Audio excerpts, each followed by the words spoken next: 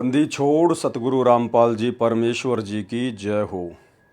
परमपिता परमात्मा सारी सृष्टि के रचनहार कुल मालिक असंख्य ब्रह्मांडों के स्वामी जगत गुरु तीनों लोकों में प्रवेश करके सबका भरण पोषण करने वाले राजाधिराज आत्माधार नाथों के नाथ देवों के देव महादेव सर्वेश्वर महेश्वर मृत्युंजय अजरो अमर आदि अनादि सनातनी प्रभु जगत पिता जगदीश्वर श्री श्री 1008 की उपाधि के वास्तविक अधिकारी अकाल मूर्त सौद स्वरूपी राम वासुदेव सर्वगतम ब्रह्म परम पूज्य परम संत परम पुरुष परम धनी परम दयालु सत्य कबीर हक्का कबीर अल्लाहु अकबर बाखबर अल्लाह ताला जगत के तारणहार जगत के मुक्तिदाता जगत के जगन्नाथ है।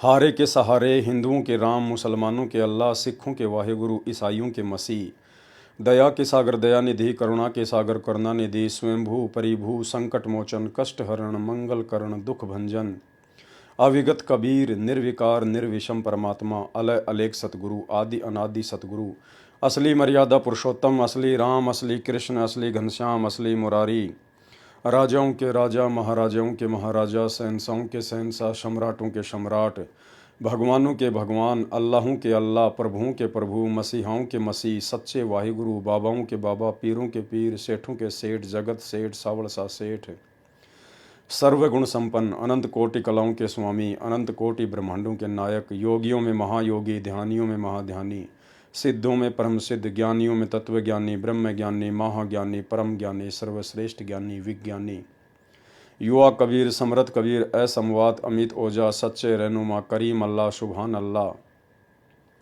दुनिया के अंतिम पैगंबर 8 सितंबर 1951 से गांव धनाना जिला सोनीपत हरियाणा भारतवर्ष की पावन भूमि पे प्रकट रियल कल की भगवान श्री नारायण साकार हरि श्री बाबा साहेब स्वयंभू संत श्रोमणी सतगुरु रामपाल जी परमेश्वर जी के चरण कमल में साध संगति से जुड़े हुए देश विदेश से हम सभी सत्सेवक भाई बहनों का अनंत कोटि दंडवत प्रणाम।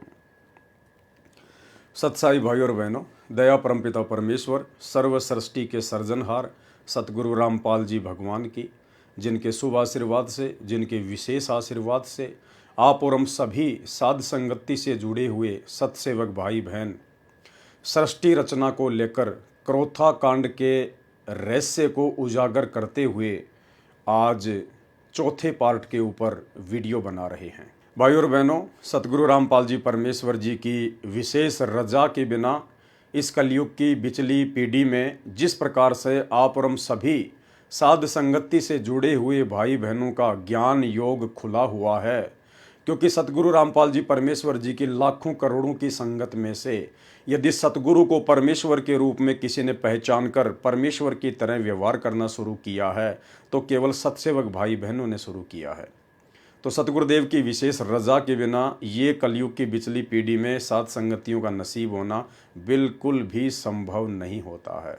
इसके लिए जीव को युगों युगों के मजबूत भक्ति संस्कार और वर्तमान में सतगुरुदेव भगवान का भरपूर आशीर्वाद चाहिए होता है, जो सिर्फ सत्सेवक भाई बहनों के पास में है या उन आत्माओं को नसीब होगा जो आगामी समय में साध संगति से जुड़कर दृढ़ होकर भक्ति करेंगी। तो भाई और बहनों, सृष्टि रचना के माध्यम से क्रोथा कांड के रहस्य को परमात्मा उजागर करवा रहे हैं। बहुत सारी नई नई बातें नए नए रहस्य आप और हमें पता चलते जा रहे हैं। कौन कौन सी वो गलतियां हैं जिन गलतियों के करने से परमात्मा के मार्ग में बाधा उत्पन्न होती है और स्वयं भी आत्मा भक्ति मार्ग से कोसों दूर हो जाती है, और किस प्रकार से हम सावधान होकर परमेश्वर की भक्ति करें, ये तमाम जानकारियां हमें उपलब्ध हो रही हैं। भाई और बहनों, सन 2008 के एक सत्संग में सतगुरु रामपाल जी परमेश्वर जी ने बताया कि आज से 15 साल पहले यानी सन 2000 से पहले पहले जितनी भी आत्माएं जुड़ी थी वो आत्माएं ज्ञान को आधार बनाकर नहीं जुड़ी थी, वो केवल देखा देखी में जुड़ी थी, एक दूसरे भक्तों के सुखों को देखकर जुड़ी थी। एक व्यक्ति जो महादुखी था सतगुरु से उपदेश प्राप्त किया, सतगुरु ने अपने कोटे से उसको लाभ दिया, उसको जीवन दान दिया, उसके बाद उसने ढिंढोरा पीटना शुरू कर दिया अपने गुरुदेव की महिमा का। उसके सुखों को देखकर उसके रिश्तेदार जुड़े, उसके आड़ोसी पड़ोसी जुड़े। इस प्रकार से सतगुरु रामपाल जी भगवान के मार्ग में सन 1994 से सन 2005 तक संगत जुड़ी थी। परंतु वो संगत ज्ञान आधार से बिल्कुल भी कोई निर्णय नहीं ले पा रही थी, केवल अन्य संतों और पंथों की भांति देखा देखी में भक्ति मार्ग पर लगी हुई थी। आगे बढ़े उससे पहले ये छोटा सा वीडियो। विचार करना पुण्यात्माओं, ये काल हमारे साथ कितना धोखा किए हुए है। आज से जो 15 साल पहले लगे थे 100-200 परिवार, अब उनमें से मेरे ख्याल में 10% उस लगन से 10% लगे हुए, बाकी ढीले पड़ गए क्योंकि उनका सुख गणे हो गए। वो तो माया चाव थे, उनको ज्ञान था को नहीं, क्योंकि दास को भी परमात्मा ने या ज्ञान योग नहीं खोला था जब तक, क्योंकि इस ज्ञान को परमात्मा ने बैन ला रखा था कि अभी इसको प्रचार नहीं करना। क्योंकि जैसे ये ज्ञान तो दास बताता था, गांव गांव में जाकर सत्संग किया करता था, लेकिन कबीर परमेश्वर जी की वाणी से ही ये यूं का यूं बताया करता था कि ब्रह्मा विष्णु महेश की ये स्थिति है, दुर्गा की ये स्थिति है।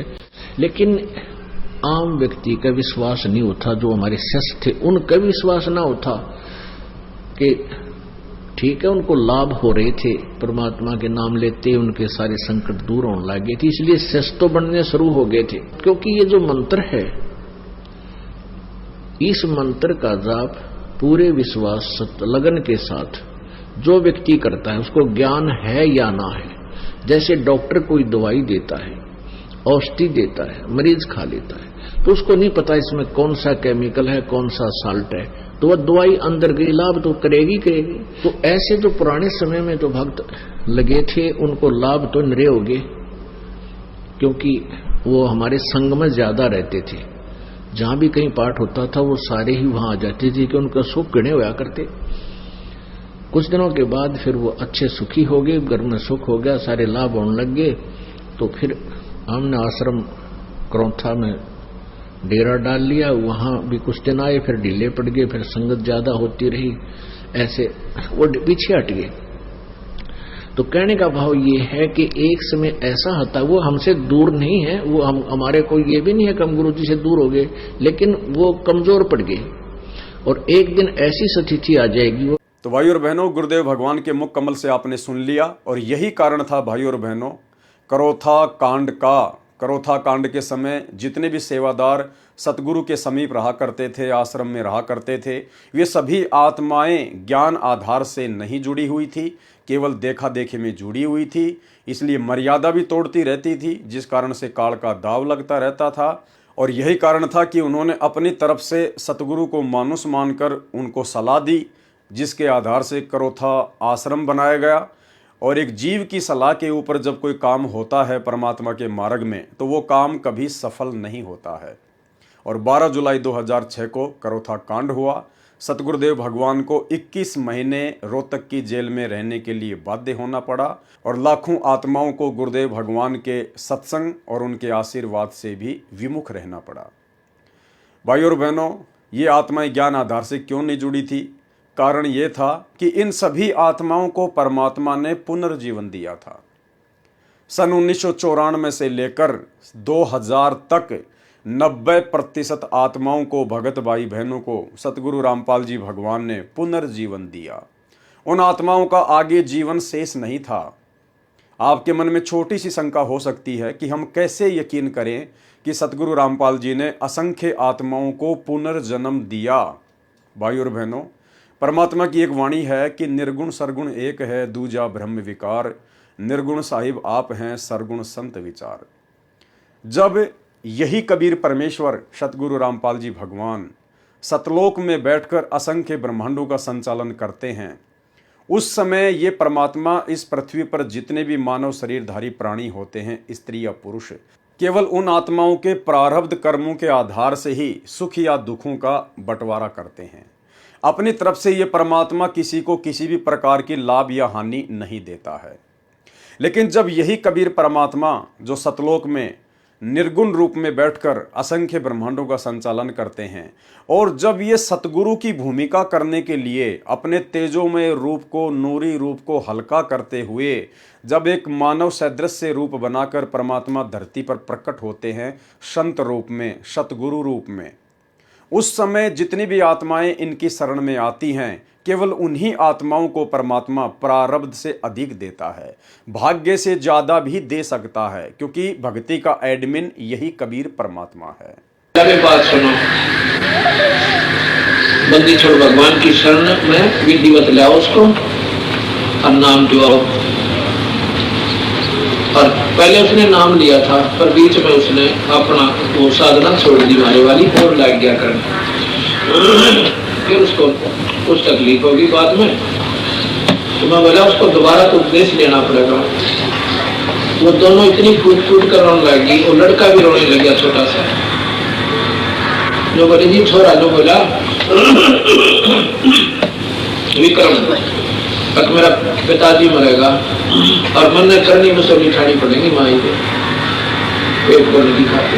लोग क्या कहती मारा भी कालजा बैठ गया, इतना बुरी तरह रोया हम दोनों के दोनों घर पे।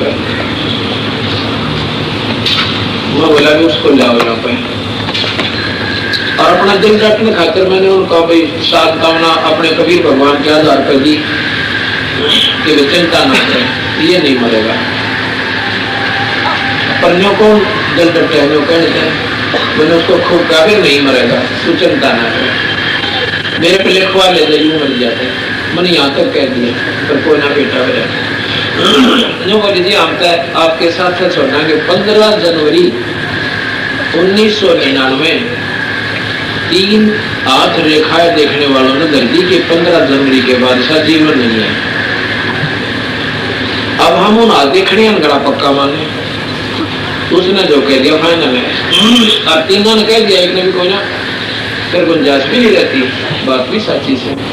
पर कबीर साहब के अंदर हो सकती है कर्म की रेख न बदल दे, जब आत्मा इसके तरनाम रो आदमी पड़े करे, लल्लो पत्तो करनी है कि कोई ना सुने। अब वो तो था उनका, उसने नाम दोबारा लिया, अनु बोली जी आप इसमें साक्षर आए, ये 3 जनवरी की बात से। तो बोले 15 जनवरी लास्ट लिख रखी है, ये सेवा कर देगा आपके पास, कहा जा भाई देखी जाएगी। उसने नाम दे लिया, हमारे साथ रहने लगे। जब आ गई 14 जनवरी रोटी खानी छोड़ दी, खाओ तो पहले हमें सीधा बेचारा, इतनी बुरी पीड़ा है यहाँ पर गले में और सारे शरीर में कापड़ लगे। 14 जनवरी जब आई रोटी खानी छोड़ दी, मैं बोला भाई कृष्ण खाना खा लिया? अब जी खा लिया, मतलब ऐसे बोला। वो तो जिसका सत्संग चल रहा था उन्होंने बोला जी भोजन नहीं खा, बगदिनियों का नहीं उठ आया थाली पर, और बाद जिसका जन्म रखा मरने का किसी रोटी खाई नहीं। बात भी सच्ची है, देखो जिसका ना बीता वो तो कुछ भी कह दो, पर जिसकी लसुन आंसुई होगी नहीं कहानी, पसीने आ जाएंगे। मैं बोला भाई तो मेरे कह दी बात रोटी खा ले। मुश्किल से उसने 15 मिनट में आधा टूक अंदर गया उसके, बोला सेब खा ले, बोला तुम ना अच्छी नहीं लाएगी। मैं अच्छा भाई 15 जनवरी आ गई, चाय भी नहीं पीवा। 15 जनवरी आ गई, उस दिन हम वही थे, मध्य का दिन था, वह 15 भी पूरी होगी, मतलब फिर 16 भी पूरी होगी, 17 भी चली गई, 18 तारीख ने बोला जी भी नहीं मरता मैं, नो करके क्यों ही लिखे होता है, बोला जी बस ये भी नहीं मरता। 15 तारीख थी मेरी, एक उसने देख लिया, दूसरी 15 जनवरी की आश्रम में काम करे, नो का जीव सर कोई तकलीफ नहीं। उसके बाद कौन सतगुरु दे ये सेवा करते का फोटो उतर है, इसका आत्मा की सूट ले रहा है, क्रियाकरण नहीं ले रहा है, ये मान करोक्षा आश्रम में सेवा कर रहा है, कौन सतगुरु दे। तो इस प्रकार ये पूर्ण परमात्मा है, अनंत कोटि ब्रह्मांड के भगवान से। अब इन बातों का हमने ये सारा क्यों लेना पड़ रहा है, एडवर्टाइजमेंट क्यों करनी पड़े सर? इसलिए कि ये सुखता है मुफ्त का, ये हमारा उद्देश्य नहीं है। कि हम ये छू मंत्र करते आ जाए। तो भाई और बहनों, जितनी भी आत्मा सन 1994 से लेकर 2000 तक सतगुरु रामपाल जी परमेश्वर जी की शरण में आई, उनमें से 90% जो आत्माएं थी वो महादुखी थी, उनके ऊपर महाकष्ट थे। किसी को तो डॉक्टर ने बिल्कुल जवाब दे दिया था कि बस अब आपका जीवन शेष नहीं है। किसी को भूत और प्रेतों का साया इतना भयंकर था कि वो हर जगह से दुखी होकर अंत में घर पर थक हार कर बैठ गए थे कि अब तो मरना ही शेष है। उन सभी आत्माओं को जब सतगुरु रामपाल जी परमेश्वर जी के बारे में पता चला तो वो आत्मा अपने संकट निवारण के लिए सतगुरु की शरण में गई, और सतगुरु की शरण में जाते ही उन आत्माओं को तुरंत लाभ होने शुरू हो गए, चाहे वो शरीर से संबंधित हो या चाहे व्यवसाय से संबंधित हो, और उन आत्माओं को फिर पुनर्जीवन मिला। अब भाई और बहनों, सतगुरु की शरण में आने के बाद पुनर्जीवन कैसे मिला? क्योंकि जिस समय वो आत्मा सतगुरु की शरण में आई उससे पहले वो हर जगह भटक चुकी थी, हर प्रकार से वो टूट चुकी थी कि अब जीवन शेष नहीं है। यदि उनका जीवन शेष होता तो भाई और बहनों, उन आत्माओं को जहां भी वो हॉस्पिटल में थी तो वहां से उनको राहत मिल जाती। वो जिस भी जादू जंत्र वाले के पास जा रहे थे, शाणे या टोटके करने वालों के पास जा रहे थे, वहां से उनको राहत मिल जानी थी। लेकिन ना उनको हॉस्पिटल से राहत मिली, ना उनको किसी जंत्र मंत्र वाले से राहत मिली। क्यों नहीं मिली? क्योंकि उनके पिछले भक्ति पुण्य समाप्त हो चुके थे, उनके पास में पिछला भक्ति धन शेष नहीं था। उनकी बैटरी जो अध्यात्म वाली बैटरी है, जो दान पुण्य और भक्ति वाली बैटरी है, वो बिल्कुल डिस्चार्ज होने की कगार पर थी। अगर उनका जीवन शेष होता तो भाई और बहनों, परमात्मा ने जो विधान बना रखा है, जब भी किसी आत्मा के ऊपर कोई आपत्ति आती है और जब वो आत्मा परमेश्वर को पुकारती है, भले वो किसी की भी भक्ति कर रही है, लेकिन आत्मा से जब वो अपने परमात्मा को पुकारती है तो गुरुदेव भगवान ने, इस कबीर परमात्मा ने एक सिस्टम बना रखा है। उस आत्मा की पुकार सर्वप्रथम धर्मराज के दरबार में जाती है। धर्मराज तुरंत उस आत्मा की पुकार को सुनकर और फिर उसका अकाउंट चेक करता है कि इसके भाग्य में कोई ऐसा दान पुण्य या भक्ति वगैरह है जिसके चलते मैं इसको इस समस्या से राहत दे सकूं। और जब धर्मराज देखता है कि इसके भाग्य में कोई दान पुण्य या भक्ति शेष नहीं है तो धर्मराज उस अकाउंट को वापस बंद कर देता है कि अब इसके अंतिम दिन है, अब इसका किसी प्रकार से कोई भी समाधान नहीं किया जा सकता है। तो भाई और बहनों, फिर उस आत्मा के सामने अपना शरीर त्यागने के अलावा दूसरा कोई भी ऑप्शन शेष नहीं होता है। और वही आत्मा यदि किसी संत की शरण में आ जाती है, जो पूर्ण संत है, जो स्वयं कबीर परमात्मा है, क्योंकि पूर्ण संत की भूमिका केवल स्वयं कबीर भगवान ही निभाते हैं, अन्यथा धरती पर कोई पूर्ण संत नहीं हो सकता। क्योंकि 21 ब्रह्मांड में जितने भी प्राणी हैं, ये सब सतलोक से आई हुई आत्मा है, अपने भगवान से दगा करके आई हुई आत्माएं हैं। 21 ब्रह्मांड की सभी आत्माएं केवल जीव हैं, आम प्राणी हैं, कोई परम ज्ञानी नहीं है, कोई परम संत नहीं है। परम संत और परम ज्ञानी की भूमिका कबीर परमात्मा स्वयं ही सतगुरु रूप में आके निभाता है। तो जब वो महादुखी व्यक्ति जिनका आगे जीवन शेष नहीं है, धर्मराज भी उनका अकाउंट देखकर बंद कर चुका है, जब वो आत्मा किसी के कहने से जब उस पूर्ण संत की शरण में जाती हैं तो पूर्ण संत फिर अपने आशीर्वाद से, अपने कोटे से उन आत्माओं का जीवन एक्सटेंड कर देता है, उनकी आयु को बढ़ा देता है। क्योंकि वेदों में पूर्ण संत के रूप में आने वाले कबीर भगवान की महिमा लिखी हुई है कि वो परमात्मा अपने साधक के, जो उनकी शरण में आ जाता है, जो उनकी भक्ति करता है, उसके असाध्य से असाध्य रोग को भी नष्ट कर सकता है। यदि साधक की मृत्यु होनी हो और यदि वो मृत्यु को प्राप्त करके धर्मराज के दरबार में चला गया हो तो भी वो पूर्ण संत धर्मराज के दरबार से उस आत्मा को छुड़वा कर वापस 100 वर्ष का जीवन प्रदान कर सकता है। ये परमेश्वर की महिमा के अंतर्गत वेदों में उनके गुण लिखे हुए हैं। तो भाई और बहनों, उन सभी आत्माओं को जो आत्मा सन 1994 से लेकर वर्तमान समय 2024 तक जो हर प्रकार से दुखी होकर, परेशान होकर, डॉक्टरों से जवाब लेकर सतगुरु की शरण में आती है और यदि मर्यादा में रहकर भक्ति करती है तो सतगुरु उन सब की आयु को एक्सटेंड कर देता है। तो शुरुआत में ज्ञान को आधार ना बना पाने का मुख्य कारण यही था कि वो आत्मा केवल अपने दुखों के निवारण के लिए सतगुरु रामपाल जी भगवान की शरण में आई थी, जिसके विषय में गुरुदेव ने उस वीडियो में स्पष्ट कर दिया है कि वो केवल सुखों के लिए आए थे, उनको केवल माया चाहिए थी, वो केवल अपने दुखों के निवारण के लिए आए थे, वो ज्ञान आधार बनाकर भक्ति नहीं कर रही थी।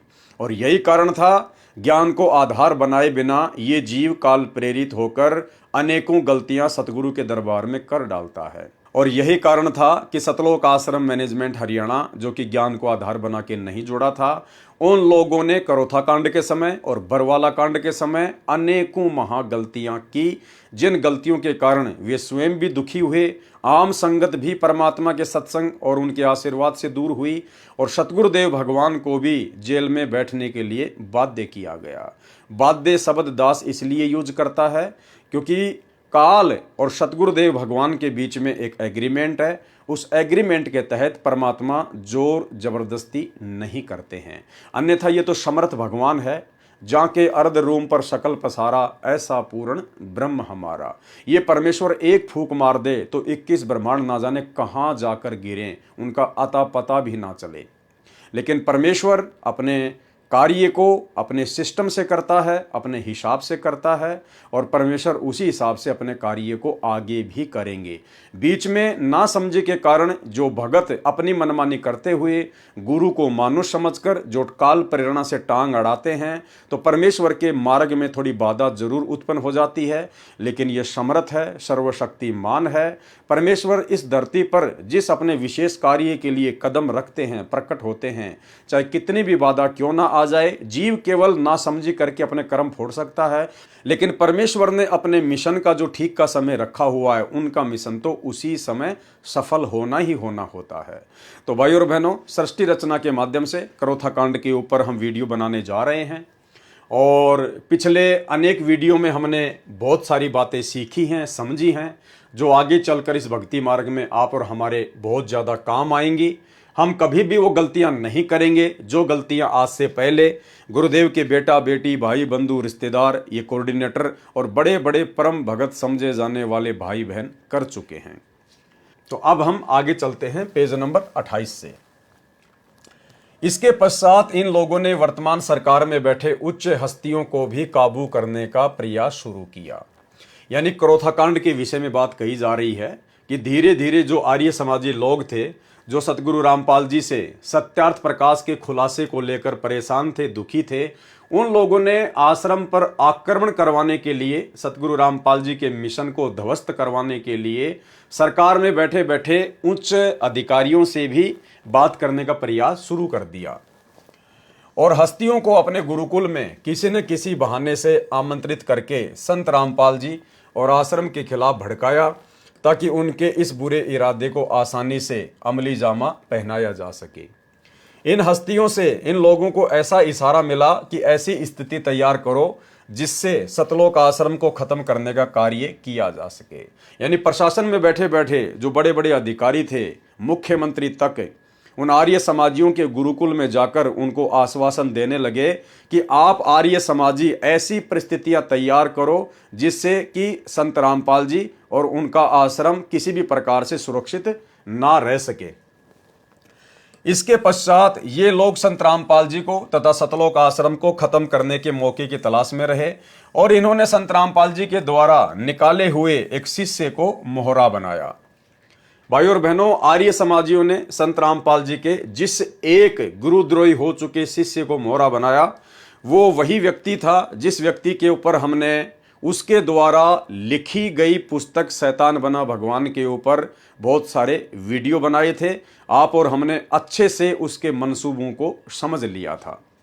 ये वही व्यक्ति है सुरेंद्र उर्फ कृष्ण दास उर्फ संजय दास महाराज। इस शिष्य को छुडानी धाम के एक महंत ने अपना शिष्य बनाकर उसे जिला अंबाला के किसी गांव में एक कमरे वाले छोटे से आश्रम का महंत बनाया हुआ था। यानी सतगुरु रामपाल जी ने इस व्यक्ति की अनेकों गलतियां देखकर सन 2000 में इसको सतलोक आश्रम करोथा से बाहर निकाल दिया था। ये व्यक्ति गुरुद्रोही हो चुका था। सतगुरु रामपाल जी परमेश्वर जी ने इस व्यक्ति को बहुत सारे मौके दिए, इसकी ढेर सारी गलतियां माफ की, इसको 7 बार सतगुरु ने मौके दिए, लेकिन ये गलतियां करने से बाज नहीं आया, तो सतगुरुदेव भगवान ने इसको आश्रम से बाहर कर दिया। इन लोगों ने उससे संत रामपाल जी के खिलाफ एक पुस्तक छपवाई।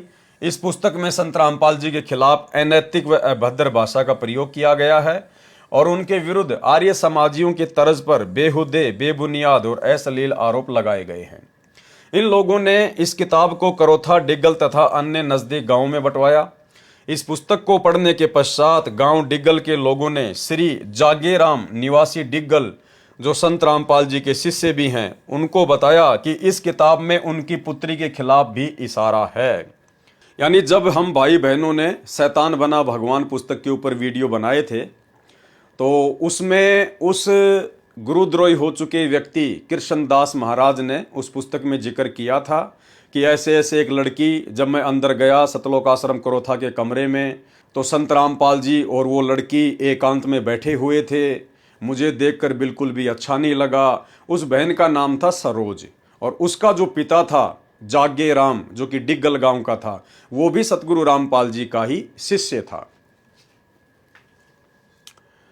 गांव डिग्गल के लोगों ने श्री जागेराम निवासी डिग्गल, जो संत रामपाल जी के शिष्य भी हैं, उनको बताया कि इस किताब में उनकी पुत्री के खिलाफ भी इशारा है। श्री जागेराम ने इस किताब की एक प्रति प्राप्त की और अपने परिवार के सदस्यों के साथ विचार विमर्श किया। उनकी पुत्री ने भी किताब के लेखक से टेलीफोन पर संपर्क किया और उससे पूछा कि उसने इतनी गंदी और अनैतिक बातें पुस्तक में क्यों लिखी है। भाई और बहनों, शिक्षा लेनी है हमें इस पुस्तक से कोई मतलब नहीं है। करोथा कांड हो चुका है, सारी बातें हो चुकी हैं, परमात्मा जेल जा चुके हैं, जेल से वापस भी आ चुके थे और करोथा कांड का मुकदमा भी समाप्त हो चुका है। हमने केवल शिक्षा लेनी है। जब वो शैतान बना भगवान पुस्तक उस बहन सरोज के पिता श्री जागे राम जी ने पढ़ी, जो कि संत रामपाल जी का शिष्य था, वर्तमान में है या नहीं है दास को नहीं पता, तो उसने अपने परिवार में बैठकर विचार विमर्श किया और जिस गुरुद्रोही व्यक्ति ने वो पुस्तक लिखी थी उसके मोबाइल नंबर भी उसी पुस्तक पर दिए हुए हैं। उन्होंने उससे संपर्क किया कि भाई आपने ऐसी बेहुदा बातें हमारे विषय में क्यों लिखी हैं। भाई और बहनों, यदि वर्तमान में ऐसी कोई परिस्थिति पैदा हो जाए आप और हमारे साथ में, तो हमने क्या करना है? हमने किसी भी प्रकार से उस पुस्तक के लेखक से संपर्क नहीं करना है। यानी कोई भी घटना घटे हमारे ऊपर, चाहे कोई कितना ही बेहुदा आरोप क्यों ना लगाए, हमें चाहे कोई कितना ही बदनाम करने का प्रयास क्यों ना करे, लेकिन हम भगत भाई बहनों ने, जो कि हम गुरुदेव के ज्ञान को आधार बना चुके हैं, हमने किसी भी प्रकार से कोई भी प्रतिक्रिया नहीं करनी है। जब हमें पता है कि हम दूध के धुले हुए हैं, परमात्मा कहते हैं कि भक्ति बीज बिन से नहीं, आय पड़े सो झोल, और जय सोना बिष्टा पड़े तो घटे न ताको मोल। सोने को यदि लैट्रिन में डाल दिया जाए तो उसकी कीमत में कोई फर्क नहीं पड़ता है। सोना किसी भी प्रकार से कोई शिकायत नहीं करता है कि मुझे लैट्रिन में क्यों डाला गया। तो भाई और बहनों, इसी प्रकार यदि भगत अपने आप में साफ सुथरा है, उसने किसी प्रकार की कोई गलती नहीं की है, तो भगत ने उन बेहुद्दा बातों को अपने दिलो दिमाग पर नहीं लेना चाहिए। काल तो यही चाहता है कि मैं इनके हृदय में अशांति पैदा कर दूं, इनको भक्ति और भगवान से दूर कर दूं, इनको मानसिक परेशानियां दे दूं। तो आप और हमारे सामने यदि निकट भविष्य में इस प्रकार की कोई घटना घटित होती है किसी के भी माध्यम से, तो भाई और बहनों, हमने किसी भी प्रकार की कोई भी प्रतिक्रिया नहीं देनी है। कोई व्यक्ति हमारे खिलाफ कितना ही गंदा बोलता है, कितना ही बेहुदा बोलता है, हमने किसी प्रकार की कोई प्रतिक्रिया नहीं देनी है। परमात्मा कहते हैं राम किसी को मारे नहीं, मारे तो हत्यारा राम, अपने आप ही मर जाएंगे कर कर खोटे काम। और गुरुदेव ने एक भगत के लिए आदेश दिया है अपनी वाणी में कि जो तोकू काटा बोवे वाको बोतू फूल, और तोहे फूल के फूल है वाको है त्रिशूल। समय आने पर जो गलत होगा उसे उसकी सजा अवश्य मिलेगी। तो हम भाई बहनों ने कोई प्रतिक्रिया किसी प्रकार की नहीं करनी है। इसी प्रकार इन भाई बहनों ने, श्रीमान जागेराम जी ने और उनकी पुत्री सरोज देवी ने, जो कि दोनों ही सतगुरु रामपाल जी के शिष्य थे, तो इन्होंने किसी भी प्रकार की कोई प्रतिक्रिया उस समय नहीं देनी चाहिए थी। और यदि इनको कोई दिक्कत थी तो इन्होंने अपने गुरुदेव भगवान से संपर्क करना था, क्योंकि आप लोगों से पहले तो आपके गुरुदेव को निराधार रूप से उस पुस्तक में उस गुरुद्रोही व्यक्ति के द्वारा बदनाम करने का कुप्रयास किया गया है। जब आपके गुरुदेव ने कोई प्रतिक्रिया नहीं दी तो भाई और बहनों, आप तो गुरुदेव के भगत हैं, आपने भला क्यों प्रतिक्रिया दी? क्यों आपने उस व्यक्ति से संपर्क साधा? क्यों आपने उस व्यक्ति से जानना चाहा कि आपने हमारे विषय में ऐसा क्यों लिखा है? यदि आप इस प्रकार की प्रतिक्रिया देते हैं तो कहीं ना कहीं ये आपके ज्ञान की कमी है, क्योंकि आप अपनी उस बेइज्जती को सहन नहीं कर पा रहे हैं। और भक्ति मार्ग में भगत की ना कोई इज्जत होती है, ना कोई बेइज्जती होती है। भले भगत की कोई बेइज्जती करे, भगत को कोई फर्क नहीं पड़ता है, क्योंकि भगत मिट्टी होता है।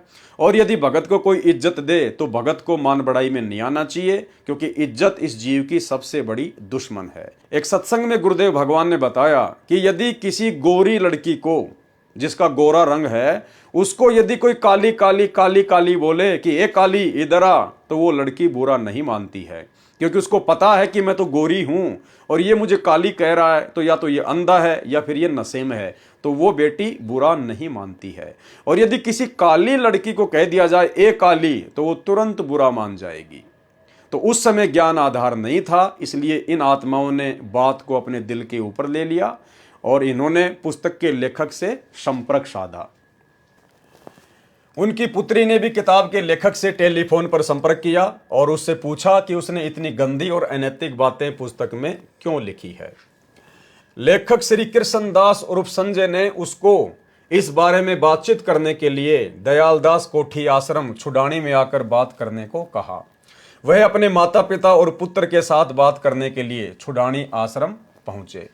भाई और बहनों, उसके बाद वो बहन बिना अपने गुरुदेव भगवान से विचार विमर्श किए, बिना उनकी आज्ञा लिए, वो लड़की अपने पिता के साथ और अपने बेटे के साथ में छुडानी आश्रम में चली जाती है, जहां पर उसको उस गुरुद्रोही व्यक्ति ने बुलवाया था। छुडानी पहुंचकर जैसे ही बातचीत शुरू हुई, छुडानी आश्रम के लोगों ने तथा उस पुस्तक के लेखक ने अभद्र भाषा में बोलना शुरू कर दिया। देखो भाई और बहनों, जैसी क्रिया वैसी प्रतिक्रिया।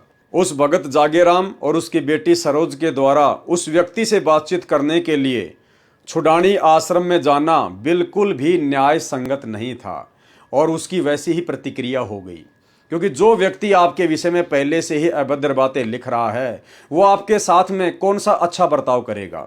और वहां पर लड़ाई झगड़ा हो गया, मारपीट की नौबत आ गई और काफी कुछ वहां पर हुआ।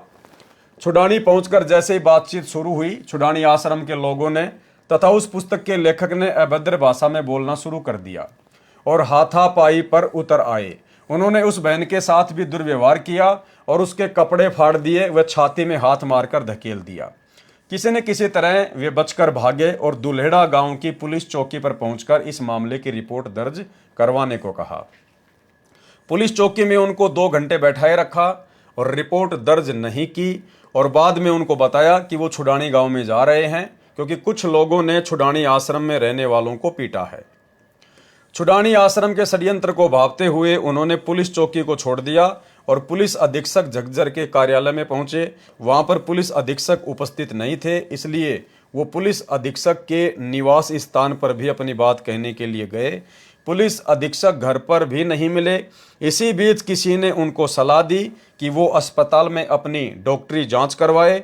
उसके पश्चात वो सिविल अस्पताल डीगल पहुंचे और डॉक्टरी जांच करवाई और MLR की प्राप्त की। और उसके बाद क्या होता है भाई और बहनों, सतलोक आश्रम करोथा का मैनेजमेंट एक गाड़ी में भरकर छुडानी आश्रम में जाता है, वहां पर मारपीट करके आता है, जिसका मुकदमा फिर आगे चलकर सतगुरु रामपाल जी भगवान पर लगा दिया जाता है। अगले दिन वो फिर पुलिस अधीक्षक कार्यालय में छुडानी आश्रम के लोगों के खिलाफ केस दर्ज करवाने के लिए गए और वहां उनको पता लगा कि उनको तथा सतलोक आश्रम के भक्तों के खिलाफ एक FIR दर्ज हो चुकी थी। पुलिस अधीक्षक झज्जर ने उनकी दरखास्त लेकर DSP बहादुरगढ़ के पास जाकर अपने बयान दर्ज करवाने को कहा। DSP बहादुरगढ़ ने उनके बयान दर्ज करने के पश्चात उनको ये आश्वासन दिया कि 1 या 2 दिन में FIR दर्ज हो जाएगी, लेकिन एफआईआर दर्ज नहीं की गई। एफआईआर दर्ज करवाने के लिए पुलिस अधीक्षक व उपायुक्त झज्जर से भी दोबारा प्रार्थना की गई, लेकिन उनको भी परिणाम नहीं निकला।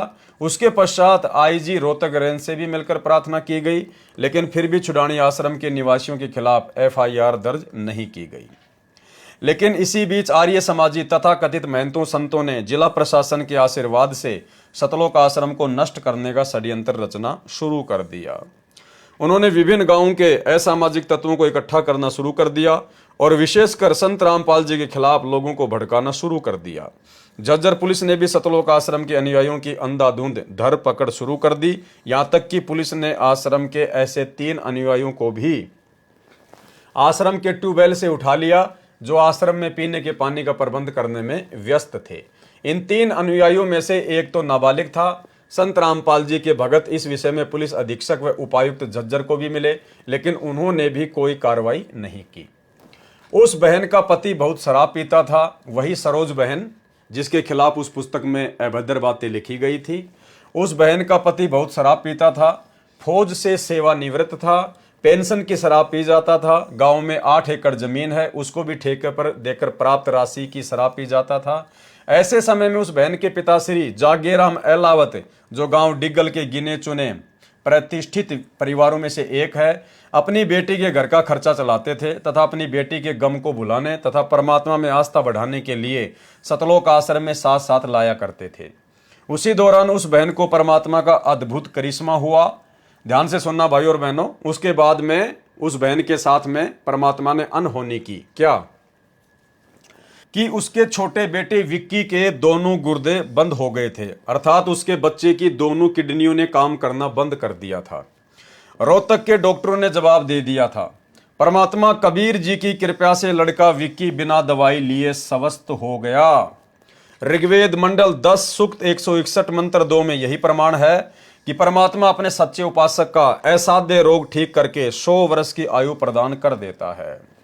अब विचार करने की बात है और भाई और बहनों, ऐसे ऐसे प्रमाण आपको इस पुस्तक में देखने को मिल रहे हैं जिनका जीवन शेष नहीं था। उस बहन के लड़के विक्की का जीवन शेष नहीं था। धर्मराज के कागजों में उसकी आयु समाप्त हो चुकी थी, उसको केवल मरना ही था। उसके दोनों गुर्दे खराब हो चुके थे, लेकिन पूर्ण संत सतगुरु रामपाल जी भगवान की शरण में आए तो परमात्मा ने उसके दोनों गुर्दे ठीक कर दिए, उसको पुनर्जीवन प्रदान किया। तो ये बहुत ही विचारणीय विषय भाई और बहनों कि गुरुदेव भगवान के रहते सहते धरती पर, इस कबीर परमेश्वर के धरती पर प्रकट रहते सहते, और जिन्होंने सन 1994 से ना जाने कितने असाध्य रोगों को ठीक किया, लोगों को जीवन दान दिया, आज उसी परम संत के आश्रम में, जिस परम संत ने जिन जिन लाखों आत्माओं को जीवन दान दिया असाध्य रोगों से, बिना किसी हॉस्पिटल के, बिना किसी इंजेक्शन के, बिना किसी मेडिसिन के, आज उसी परम संत के नाम से खोले जा रहे आश्रम में उनके परिवार के द्वारा धनाना आश्रम में 3 एकड़ जमीन में इतना बड़ा हॉस्पिटल आखिर क्यों बनाया जा रहा है? सीधा सीधा मतलब यही है कि आज भी ये लोग सतगुरु रामपाल जी परमात्मा को नहीं समझ पा रहे हैं। आज भी सतलोक आश्रम मैनेजमेंट हरियाणा की अध्यात्म को लेके उतनी ही बुद्धि काम करती है जितना कि सन 1999 में सतलोक आश्रम करोथा वाले सेवादारों की बुद्धि काम करती थी। आज भी ये लोग गुरु को मानुष ही मानते हैं। अन्यथा भाई और बहनों, आश्रम में हॉस्पिटल खोलना तो एक प्रकार से परम संत की बेइज्जती करना है। अगर हॉस्पिटलों से ही रोग ठीक होना होता तो लोग दुखी होकर सतगुरु रामपाल जी की शरण में नहीं आते। उसके पश्चात बहन सरोज का अटूट विश्वास परमात्मा में हो गया। अधिक से अधिक समय सत्संग सुनने में लगाने लगी। उस गुरुद्रोही जैसे दुर्बुद्धि व्यक्तियों ने तो बहन मीराबाई जैसी भक्तमतियों को भी नहीं छोड़ा था। यदि सीता जी पत्नी श्री रामचंद्र भगवान वर्तमान में किसी आश्रम में अपने दुख के समय को व्यतीत करती है तो उस बागी जैसे वह आर्य समाजी कहलाने वाले तथा वर्तमान के मीडिया वालों को उस माता व ऋषि वाल्मीकि जी पर भी कीचड़ उछालने में कोई कसर नहीं छोड़ते।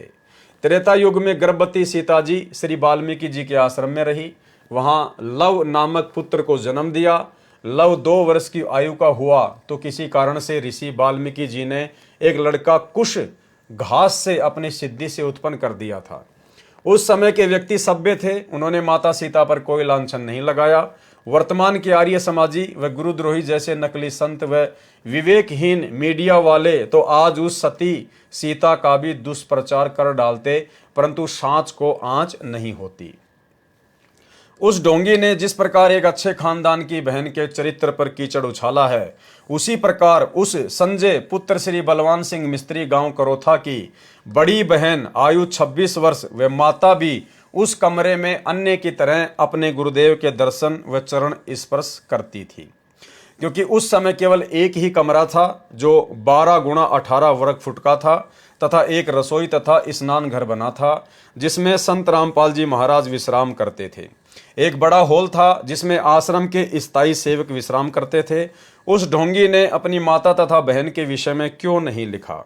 उसकी बहन तथा माता जी भी कभी कभी उसी रसोई घर में महाराज जी की चाय आदि बनाकर आती थी। यदि उसकी पुस्तक में लिखे मिथ्या लेख में सच्चाई थी तो उसी समय क्यों नहीं लिखा जब वह सन 2000 में आश्रम से गया था? बहन सरोज को बदनाम करने का कारण यह है कि एक बार उस संजय कृष्णदास को भक्तों ने फोन सुनने के लिए आश्रम का मोबाइल फोन दे दिया। अब देखना भाइयों और बहनों, हमारी हर प्रकार की भ्रमणा परमात्मा इन पुस्तकों के माध्यम से मिटा देगा। बहुत सारे भाई बहन सोचते हैं अपने परिवार से दुखी होकर, अपने पति से दुखी होकर या अपनी पत्नी से दुखी होकर या अन्य किसी प्रकार की समस्या से दुखी होकर कि मैं तो गुरुजी के आश्रम में जाके भक्ति करूंगा, आश्रम में बहुत अच्छी भक्ति होती है, मैं तो बस आप गुरुजी आ जाएं उसके बाद मैं तो गुरुजी के पास में रहूंगा, आश्रम में रहूंगा, सब कुछ छोड़ छाड़ के। भाई और बहनों, ये सतगुरु रामपाल जी परमेश्वर जी की सत भक्ति परिवार में रह के, अपने बाल बच्चों के साथ में रह के, थोड़ा बहुत संघर्ष करते हुए करने की भक्ति है। आश्रम में ये लोग रहा करते थे, वो गुरुद्रोही हो चुका व्यक्ति भी आश्रम में रहा करता था। ये बहन भी आश्रम नज़दीक होने के कारण बहुत ज़्यादा समय आश्रम में रहा करती थी, आश्रम में जाया करती थी बार बार। अब आश्रम में भाई और बहनों किस प्रकार से राग द्वेष और ईर्ष्या कूट कूट कर भरी होती है, क्योंकि आप जितना गुरुदेव भगवान के नज़दीक रहोगे, उनके ज्ञान को समझे बिना, जब तक आप अपने गुरुदेव के ज्ञान से पूर्णतया परिचित नहीं होते हैं, और यदि आप जितना गुरुदेव के नज़दीक रहोगे, आप उतना ही अपने गुरुदेव से दूर होने की स्थिति में आ जाओगे, क्योंकि आप अपने गुरुदेव को समझ नहीं पाओगे। आप ज्ञान को आधार ना बनाकर आपस में राग द्वेष ईर्ष्या मनमुटाव के चक्कर में पड़ जाओगे। और यही सब कुछ करोथा आश्रम में होता था, मुख्य मुख्य सेवादारों के बीच में। और भाई और बहनों, उससे भी ज्यादा गंदगी गुरुदेव के परिवार ने, जब गुरुदेव ने सन 2010 में सतलोक आश्रम बरवाला खोला, उसके बाद इन लोगों ने आश्रम में पैदा कर डाली, जिसके विषय में गुरुदेव ने 2014 बरवाला कांड के बाद पुलिस को बयान भी दिए हैं कि आश्रम में गलत काम हुए, लेकिन वो मैंने नहीं किए, वो मुख्य सेवादारों ने किए। गुरुदेव ने अपने बयानों में सब कुछ जग जाहिर किया हुआ है, लेकिन सतलोक आश्रम मैनेजमेंट हरियाणा, गुरुदेव का परिवार पिछले 10 वर्षों से गुरुदेव भगवान के बयानों की फोटोकॉपी संगत में वायरल नहीं कर रहा है, क्योंकि गुरुदेव ने सीधा सीधा आरोप बरवाला कांड को लेकर सतलोक आश्रम मैनेजमेंट हरियाणा अर्थात राष्ट्रीय समाज सेवा समिति के ऊपर लगाया है। बहन सरोज को बदनाम करने का कारण यह है कि एक बार उस संजय उर्फ कृष्णदास को भक्तों ने फोन सुनने के लिए आश्रम का मोबाइल फोन दे दिया। उस महीने में 4000 रुपए मोबाइल बिल का खर्चा हुआ। संत रामपाल जी महाराज ने बिल देखकर पूछा कि इस बार इतना अधिक बिल कैसे आया है? पहले तो 1000 या 1200 रुपए ही बिल आता था। उस समय वह संजय कृष्णदास उपस्थित नहीं था। उस समय आश्रम में वो गुरुद्रोही व्यक्ति कृष्णदास नहीं था। बहन सरोज तथा 3 सेवक और संत रामपाल जी महाराज के पास बैठे थे। बहन सरोज ने कहा कि यह संजय तो अपने रिश्तेदारों के लिए विवाह के लिए गाड़ियां किराए के लिए आश्रम के फोन द्वारा बुक करवाता है। एक दिन मैंने अपने कानों से सुना और देखा, इसने 4 बार फोन किया। एक बार लगभग 10 व 15 मिनट बातें करता रहा। पूछ रहा था कि मामा जी क्या हाल चाल हैं, गाड़ियों की बुकिंग की चिंता मत करना, मैंने बुकिंग करवा दी है। एक दिन पहले मैं फिर उनसे बात करके समय आदि बता दूंगा। बहन सरोज ने कहा कि मैंने इसको उसी समय कहा था कि भाई तेरा ये कार्य अच्छा नहीं है। आश्रम के फोन से रिश्तेदारों की गाड़ियां बुक करवा रहा है। वह बोला बहन आज ही प्रयोग किया है। देखो भाई और बहन, ये होता है राग द्वेष और ईर्ष्या। उनका पहले से ही मनमुटाव चल रहा था। बहन सरोज का, उस कृष्णदास का और अन्य सेवादारों का आपस में ज्ञान को आधार ना बनाने के चलते, मान बढ़ाई और अहंकार के चलते आपस में काफी बातों को लेकर मनमुटाव चल ही रहा था। और उस बहन को फिर मौका मिल गया गुरुदेव भगवान के सामने जाकर उस गुरुद्रोही हो चुके व्यक्ति की शिकायत करने का। अन्यथा आप जी आश्रम में क्यों जाते हैं? अरे आश्रम में भगवान के दर्शन के लिए जाते हैं, भगवान की भक्ति के लिए जाते हैं। बैठकर आश्रम में अपना सुमरण करो, परमात्मा की चर्चा करो, मालिक की महिमा के शब्द गाओ। गुरुदेव भगवान के पास में जाके किसी की निंदा चुगली करने थोड़ी जाते हैं आश्रम में। अरे परमात्मा जाने, वो अंतर्यामी है, उसका काम जाने। आप क्यों किसी भगत के विषय में उल्टी सीधी बातें बता रहे हो? जिसके जैसे कर्म है, क्या परमात्मा से छुपे हुए हैं? क्या परमात्मा से छुप सकता है? नहीं छुप सकता। लेकिन अज्ञानता के कारण जीव आपस में मनमुटाव करने के चलते, राग द्वेष ईर्ष्या करने के चलते एक दूसरे की टांग खींचने से पीछे नहीं हटता है। और वही की वही सारी गंदगी सन 2010 से उसके बाद सतलोक आश्रम बरवाला में शुरू हो चुकी थी। ना जाने महीने में कितनी आत्माओं की एंट्री होती थी, कितनी आत्माओं की नो एंट्री होती थी। गुरुदेव भगवान के सामने जाकर झूठ सांच बोलकर आत्माओं को आश्रम से बाहर निकलवा दिया जाता था। अगर कोई किसी का विशेष जानकार होता था तो महेंद्र की चापलूसी करके वापस एंट्री करवा लिया करता था। यह ड्रामा इन आश्रमों में चला करता था, जिस ड्रामे से सतगुरु रामपाल जी भगवान बहुत परेशान थे, बहुत दुखी थे। इसीलिए सतगुरु रामपाल जी परमात्मा ने समर्थ होते हुए भी बरवाला कांड जैसी घटना को नहीं रोका। वह बोला बहन आज ही प्रयोग किया है। संत रामपाल जी महाराज ने उस संजय से फोन लेकर भगत सोमवीर दास को दे दिया।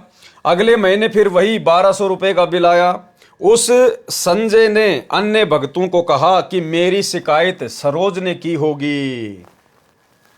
समय आने पर इस सरोज को बताऊंगा कि निंदा करने का क्या परिणाम होता है। हर क्रिया की प्रतिक्रिया होती है भाई और बहनों, हर क्रिया की प्रतिक्रिया होती है। इसीलिए सतगुरुदेव भगवान हमें सुबह के नित्य नेम में इतनी सारी वाणियां दे रखी हैं कि जो तोको काटा बोवे वाको बोतु फूल, और तोहे फूल को फूल है वाको है त्रिशूल। आप किसी के बारे में कुछ ना कहो। भाई और बहनों, गुरुदेव भगवान ने हमें अपने सत्संगों में संत जयदेव जी की कहानी क्यों सुनाई? मनोरंजन के लिए नहीं सुनाया करते थे। परमात्मा हमें शिक्षा देना चाहते थे, हमें भगत बनाना चाहते थे कि जो जैसा कर्म करेगा समय आने पर अपना भोगेगा। लेकिन ये भगत नहीं समझ पाए और एक दूसरे की शिकायतें, निंदा चुगली गुरुदेव भगवान से करते ही रहते थे। इसने तो उस समय उस गुरुद्रोही व्यक्ति की गुरुदेव से शिकायत की जिस समय वो आश्रम में उपस्थित नहीं था। अगर वो गुरुद्रोही व्यक्ति संजय भी उसी समय गुरुदेव के पास होता तो वो बहन सरोज किसी भी प्रकार की कोई भी शिकायत गुरुदेव से उस व्यक्ति की नहीं करती। लेकिन वो आश्रम में नहीं था, इसलिए उसको मौका मिल गया और उसने सारी की सारी बातें गुरुदेव भगवान को बता दी, अंतर्यामी को। और आगे चल के उसको उसका परिणाम भी भोगना पड़ा। उस व्यक्ति ने उस बहन से राग द्वेष ईर्ष्या कर ली और आगे चलकर उसने जो पुस्तक गुरुदेव भगवान को नीचा दिखाने के लिए छापी, शैतान बना भगवान, उस पुस्तक में उसने उस सरोज बहन का भी जिक्र कर डाला। तो भाई और बहनों, इस बहन ने तो उस समय शिकायत की जिस समय वो गुरुद्रोही व्यक्ति आश्रम में था ही नहीं। और संत जयदेव की कथा में गुरुदेव ने हमें क्या बताया कि जिन ठगों ने संत जयदेव जी के दोनों हाथ काटकर उनको कुएं में धक्का दे दिया था, किसी प्रकार से वो बच बचा के बाहर आया, किसी ने निकाला, वापस उसी राजा के बाग में आ गया। साल भर हो गई। उसके बाद वही दोनों ठग ये सोचकर कि जयदेव तो मर गया, राजा धार्मिक है और हम यदि साधु का भेष बनाकर राजा के पास जाएंगे तो राजा हमें बहुत मान सम्मान देगा और पैसा भी देगा। ये सोचकर वो दोनों साधु का भेष बनाकर उसी बाग में आ जाते हैं। उसने सामने देखा कि भाई जयदेव तो बैठा हुआ है, साथ में राजा भी बैठा हुआ है और जयदेव और राजा ने भी उनको देख लिया। अब उन्होंने सोचा यदि वापस जाएंगे तो मारे जाएंगे, पकड़े जाएंगे। तो वो आगे को ही बढ़े, सोचे आज तो मर ही गए। लेकिन जयदेव जी ने कोई प्रतिक्रिया नहीं दी, जबकि संत जयदेव जी उनको पहचान गए थे कि ये वही दोनों ठग हैं जिन्होंने मेरी ये दुर्दशा की। उसके बावजूद भी उन्होंने एक भगत के लक्षण दिखाए, भगतपना दिखाया।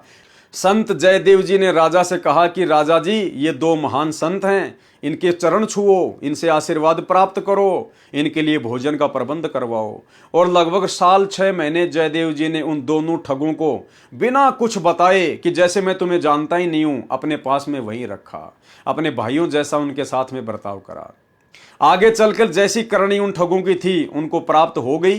गुरुदेव की कथा हमने कई बार सुनी है, एक बार फिर से हम ये कथा सुनेंगे, क्योंकि परम संत के मुख कमल से कथा सुनने से भाई और बहनों हमारे असंख्य पापों का नाश होता है। सुनिए। जयदेव की कथा आपको सुनाते हैं, क्योंकि आत्मा में 100 कथा सुन लेंगे, जब एक जोगा असर तो होएगा।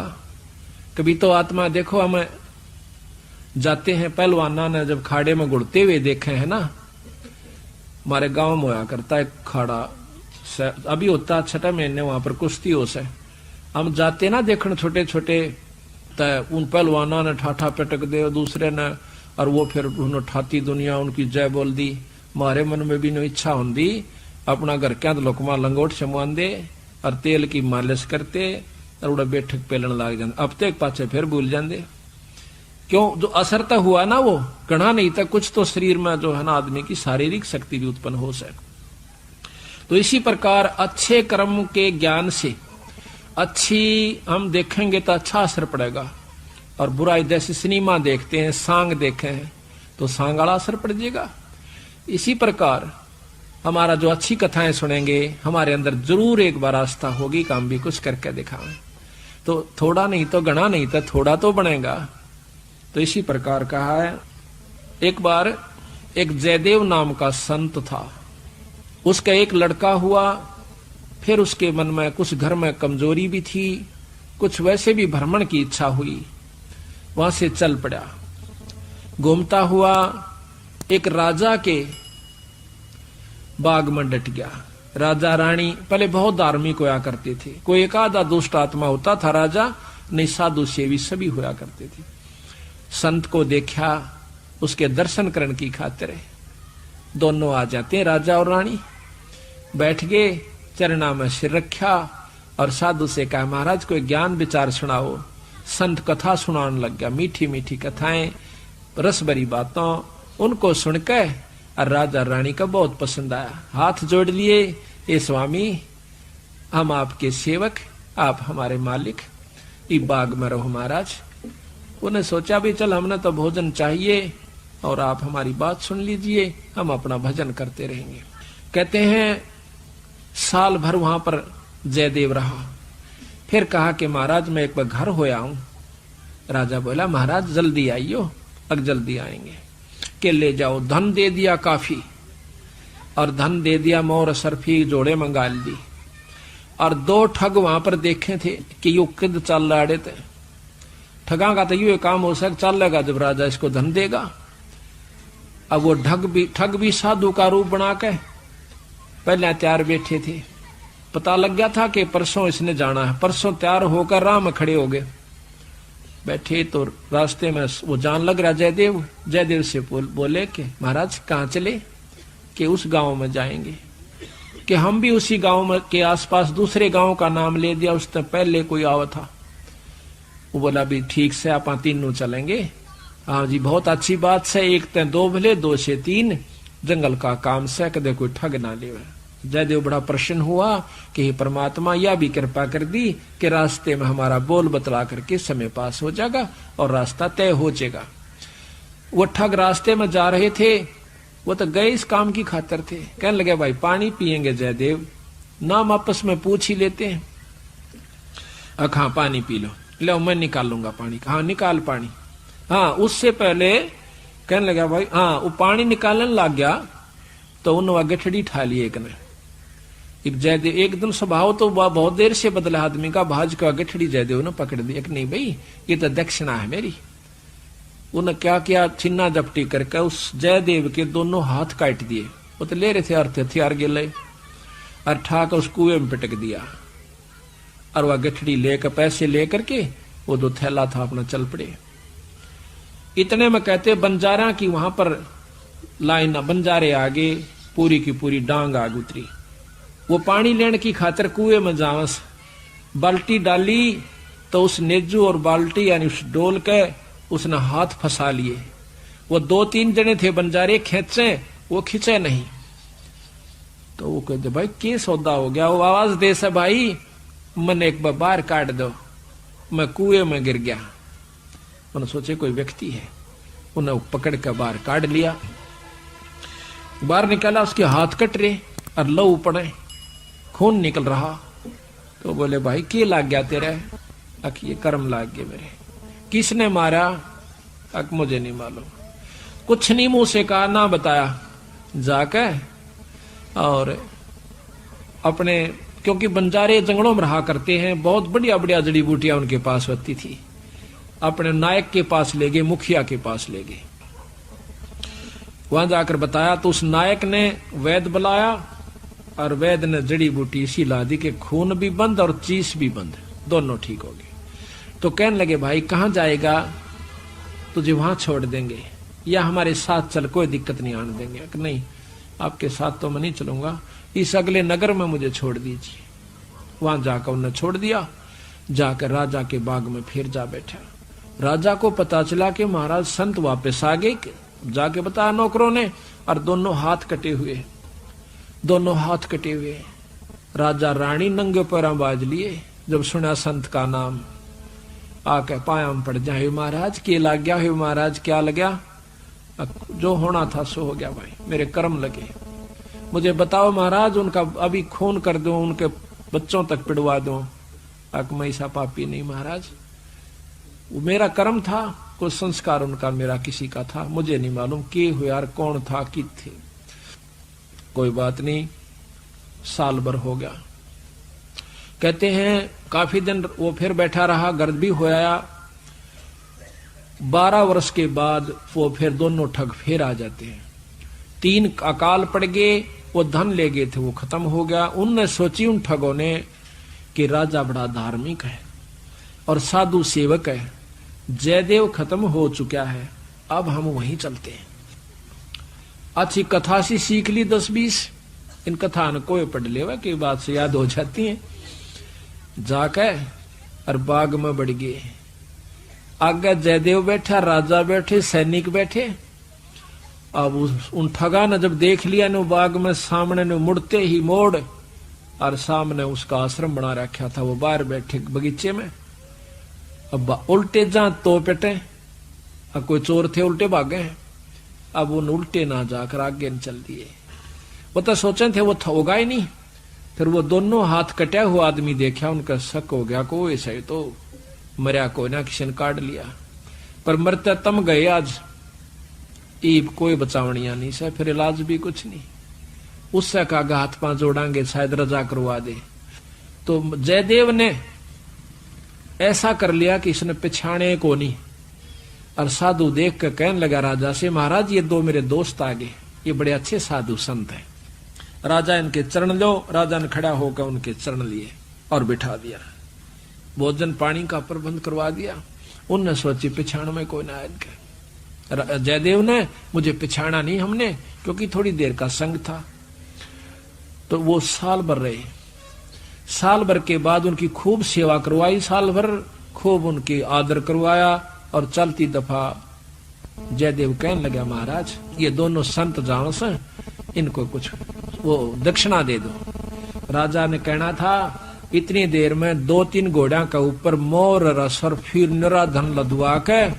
और साथ में जयदेव कहने लगा, महाराज जी रास्ते में जंगल का काम से सिपाही भेज दो, घर छोड़ आओ इनके। 5-7 सिपाही और घोड़े और वो दोनों ठग चल पड़ते। रास्ते में जब बतलाते जावे से तो वो सिपाही पूछे से उन ठगाते, अब भाई ये जयदेव तुम्हारा के लागे से, तुम्हारा बहुत आदर करता है, बड़ी बड़ाई करता है। तो कहते महाराज कहते हैं नीच आदमी जो होते हैं वो अपनी आदत नहीं जाया करते।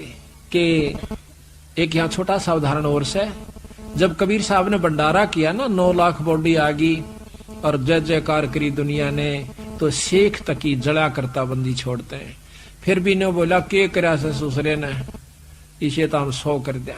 यानी अपनी बड़ाई रखनी चाहिए और उसका अच्छे कर्म को भी नहीं सराहा। और जो भक्त आत्मा थे वह नो कहते भाई कमाल कर दिया, ईसा यज्ञता हमने कितना देखा है कोई ना, बड़े भोजन मोहन भोजन खाए, बड़े आनंद पाए। तो जो पुण्य आत्मा थी वह तो बड़ाई करें थी, और नीच आदमी उस समय भी बुराई ही कर रहा था, इतनी महान समागम की। तो यहाँ गरीबदास जी कहते हैं कोई कहे जग जौनार किया, कोई कहे महोछा, और बड़े बड़ाई करा करा यो गाड़ी का डे ओछा। अच्छे आदमी जो होते हैं वो गाड़ी निकाला करें, और भले व्यक्ति भलाई करा करें, बड़ाई करा करते हैं। तो वो दोनों कहने लगे भाई सच्ची बता दो। कहा सच्ची बता दो, यो बहुत नीच आदमी से। बोला जयदेव। बोला अच्छा की बात है? कि हम तीनों इकट्ठे रहा करते एक राजा के घर पे, और ये इतना गंदा है, इसने रानी गेला खोटा कर्म कर दिया। राजा इसने जीत मारे था, और हमने हाथ जोड़ कर बचवाया, इसके हाथ कटन में बच गया। यू हमने छोड़ कर आ गया था, माँ तू निकल जाड़े, तो हमने नू कह दिया तेरी जान बच जाएगी। यो अड़ा के ठग गए। वो उनका नियत या थी कि जान दे ये राजा ने बताओगे खाना पूछी, राजा उसने काट देगा थारी पूरी मौज। कहते इतनी बात हो रही थी, ऊपर ते 2 पत्थर की सलाह पड़ी, भारा भारा को 10-10 20-20 मन की आकर के दोनों ठगा का ऊपर उन सब के अंदर से, और दोनों का कचुमर काट कर जमीन में दसा दिया। दोनों खत्म हो गए। वह नीच कहते हैं वो ठगे से रह गए, वो जो संत गए थे साथ में, वो सिपाही गए थे, अब वो ना रहे था, अपने उल्टे हो लिए लेकर सारे ढमढमे ने। जब वापस आते हैं, राजा को पता लगा है कि वो वापस आ गए, तो कहने लगा भाई क्या बात होगी। उन्होंने सारी कथा राजा को सुना रहे थे, और जयदेव सुने था इतने फैसले पे। न बोले जीवत है ऊपर तय स्वामी की निंदा करी, और काटे ऐब सवाब, और सिला पड़ी अजगैब तय आया नहीं जवाब। वो तो खत्म हो गए, दोनों मर गए। महाराज की निंदा करे थे, बहुत बुंडी करे थे महाराज जी, के बताऊं। तो कहते हैं उनके मरे की सुनकर जयदेव फूट फूट कर रोने लग गया, जो कर भाई मर जाया करे। रो कर आंसू पूछने लग गया, जब नो टूंडे हाथा थे वो टूटते हैं, नो कहे उसी समय दोनों हाथ नो करे थे, दोनों हाथ पूरे हो गए। बोल सतगुरुदेव की जय। तो संत जयदेव जी की कथा आपने सुन ली है।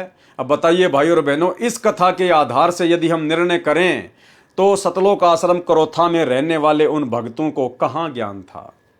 वो तो एक दूसरे की निंदा चुगली में लगे रहा करते थे, भक्ति और भगवान से उनको कोई मतलब नहीं था। तो भाई और बहनों, ये गलती आने वाले समय में यदि हमारे सामने ऐसी कोई परिस्थितियां प्रकट हो जाएं, तो हम भाई बहनों ने इस प्रकार की गलतियां करने से बचना है। जिसके जैसे कर्म है, सतगुरु भगवान अंतर्यामी है, ये कबीर परमात्मा कुछ भी छुपा हुआ नहीं है। अरे परमात्मा ने हमें बताया कि 650 साल पहले जब वो गणिका बहन सत्संग सुनकर परमात्मा के सत्संग में ज्यादा से ज्यादा आने लगी, तो आश्रम के मुख्य लोग उस बहन को डराने लगे, धमकाने लगे कि तू आश्रम में मत आया कर, तू बदनाम औरत है, तेरे कारण आश्रम की बदनामी हो रही है, गुरु जी की बदनामी हो रही है। और वो बहन एक दिन गुरुदेव के सामने जाकर रोने लगी।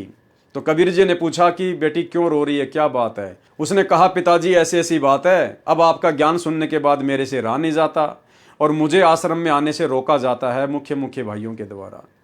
तो गुरुदेव ने कहा कि बेटा उनका नाम बता, लेकिन उस बहन ने नाम नहीं बताया। गुरुदेव ने कहा कि वो अच्छी आत्मा थी, उसने किसी का नाम नहीं बताया। उसने ये कहा कि मुझे तो जो भी मिलता है बस यही बोलता है। ये कहकर वो रोने लग गई। तो कहाँ वो गणिका बहन और कहाँ वो सरोज बहन, रात और दिन का अंतर भाई और बहनों, रात और दिन का अंतर।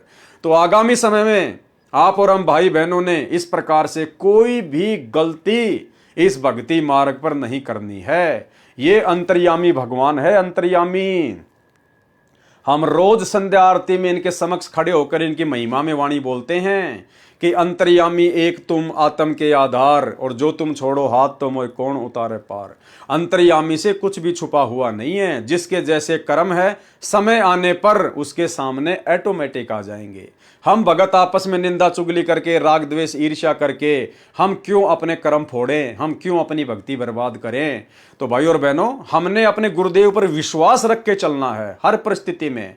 हमारे साथ चाहे कोई कितना ही बुरा क्यों ना करे, आज हमारे साथ में कितना बुरा किया जा रहा है, दास को तो इन सतलोक आश्रम मैनेजमेंट हरियाणा वालों ने जेल तक भिजवा दिया, झूठा मुकदमा लगवा दिया, अनेकों बार मारपीट की, गाली गलौज की तो कोई सीमा ही नहीं। क्या दास ने कभी भी हिसार जेल में अपने गुरुदेव भगवान के पास में इनकी कोई शिकायत भिजवाई? नहीं। दास ने तो अपने मन में भी कभी परमात्मा से इनकी कोई शिकायत नहीं की कि परमेश्वर आप अंतर्यामी हैं, सब कुछ देखने वाले हैं, मेरी तो इच्छा है कि आप इनको क्षमा करें, आप इनको माफ करें, लेकिन परमेश्वर बाकी आपका जैसा भक्ति विधान है वैसा ही होगा। तो भाई और बहनों, हमने निकट भविष्य में इस प्रकार की गलतियां नहीं करनी है। हम सतगुरुदेव भगवान से उपदेश अपने आत्म कल्याण के लिए लेते हैं, भक्ति करने के लिए लेते हैं, एक दूसरे की निंदा चुगली करने के लिए नहीं लेते। हमारे साथ कोई चाहे कितना ही बुरा बर्ताव क्यों ना करें, हमने सहन करना है। साधु वही होता है जो सहन करता है, जो संघर्ष करता है। समय आने पर इस सरोज को बताऊंगा कि निंदा करने का क्या परिणाम होता है। वही प्रतिशोध उस कपटी ने अब आर्य समाजियों के उकसाने पर लिया है। वास्तविकता यह है कि संत रामपाल जी महाराज ने उस ढोंगी के ढोंग का पर्दाफाश करने के लिए भक्ति मार्ग पर शास्त्र अनुकूल तर्क युक्त एक पुस्तक भक्ति और भगवान जो दिसंबर 2005 में लिखी थी, उस पुस्तक में पर्दाफाश होने के पश्चात उसने आर्य समाजियों के उकसाने पर संत रामपाल जी महाराज पर झूठे आरोप लगाए। विचार करने की बात है कि बहन सरोज के माता पिता भी सतलोक आश्रम में सत्संग सुनने व सेवा करने आते जाते रहते हैं। उन्हीं के साथ उनकी बेटी सरोज भी सतलोक आश्रम करोथा में सेवा करने तथा सत्संग सुनने के उद्देश्य से जाती रही है। जैसे उस ढोंगी संजय उर्फ कृष्ण दास की बहन 26 वर्ष भी अपने माता तथा पिता श्री बलवान सिंह के साथ जाती रही है। कभी कभी अकेली भी जाती रही है, क्योंकि गुरु का दर्जा परम पिता का होता है। अब देखो भाई और बहनों, बातें तो ऐसी लिख रहे हैं कि जैसे बिल्कुल समझ गए हो हर बात को, कि गुरु का दर्जा परम पिता का होता है। अरे परम पिता कौन है? परम पिता है कबीर जी, जिसने सारी सृष्टि रची है। और आश्रम मैनेजमेंट लिख रहा है कि गुरु का दर्जा परम पिता का होता है। अगर आपने सतगुरु रामपाल जी को परम पिता का दर्जा दे दिया होता तो आप इस प्रकार की महा गलतियां ना करते। आज आप वर्तमान में करोथा कांड के 18 साल बाद आज आप वर्तमान में उस डाढ़ी मूंछ वाले नकली कबीर को भगवान मानकर जून के महीने में उसका कबीर प्रकट दिवस नहीं मनाते। यदि आप अपने गुरु को ही परम पिता का दर्जा दे चुके होते तो भाई और बहनों, करनी तज कथनी कथ है, अज्ञानी दिन रात कुत्ते जू भोकत फिर है, सुनी सुनाई बात है। क्योंकि गुरु का दर्जा परम पिता का होता है, जहां निसंकोच श्रद्धालु जाते हैं। एक और विचारणीय विषय है कि जिस आश्रम में कई सैकड़ों की संख्या में भगत रहते हों तथा कई सैकड़ों प्रतिदिन उपदेश लेने या दर्शन करने आते हों, और जिस आश्रम से जुड़े श्रद्धालुओं की संख्या लाखों हो, क्या वे सभी मूर्ख हैं और क्या वह एक ढोंगी ही सच्चा है? सतलोक आश्रम बनने के पश्चात सतलोक आश्रम करोथा में संत रामपाल जी महाराज की सगी बहन भी साध्वी बनकर भक्ति करती थी। देखो भाई और बहनों, ये बात भी ज्ञान आधार से बिल्कुल उचित नहीं है। इस भक्ति मार्ग में ऐसा नहीं चलता है भाई और बहनों। सतलोक आश्रम बनने के पश्चात यानी सतलोक आश्रम करोथा सन 2000 के आसपास बन के तैयार हो गया। सतलोक आश्रम बनने के पश्चात सतलोक आश्रम करोथा में संत रामपाल जी महाराज की सगी बहन भी साध्वी बनकर रहती थी। क्या बनकर रहती थी? साध्वी बनकर रहती थी। भाई ये सतगुरु के मार्ग में नहीं चलता है, ये तो आसाराम के मार्ग में चलता है, ओशो के आश्रम में चलता था। भाई संत रामपाल जी की बहन क्यों साध्वी बनकर आश्रम में रहती थी? भाई संत रामपाल जी के मार्ग में तो ऐसा कोई विधान है ही नहीं। संत रामपाल जी तो कहते हैं अपने घर पे बैठकर भक्ति करो, अपने बाल बच्चों के साथ में भक्ति करो। संत रामपाल जी की बहन कोई विधवा तो थी नहीं। संत रामपाल जी की बहन ऐसा तो है ही नहीं कि उसका कोई परिवार नहीं था, उसके कोई बाल बच्चे नहीं थे। उसका परिवार भी था, उसका पति भी था, उसके बाल बच्चे भी थे, अच्छा खासा परिवार भी था। फिर क्यों परमानेंट साध्वी बनकर सतलोक आश्रम करोथा में रहा करती थी? ये है मनमाना आचरण, ये है ज्ञान को आधार ना बना पाने के चलते गलती। अब बताइए, परमानेंट रहा करती थी कि बस अब तो मैं आश्रम में रहूंगी, भक्ति करूंगी और कुछ नहीं। और जब करोथा कांड हुआ तब कहां जाना पड़ा? बताइए।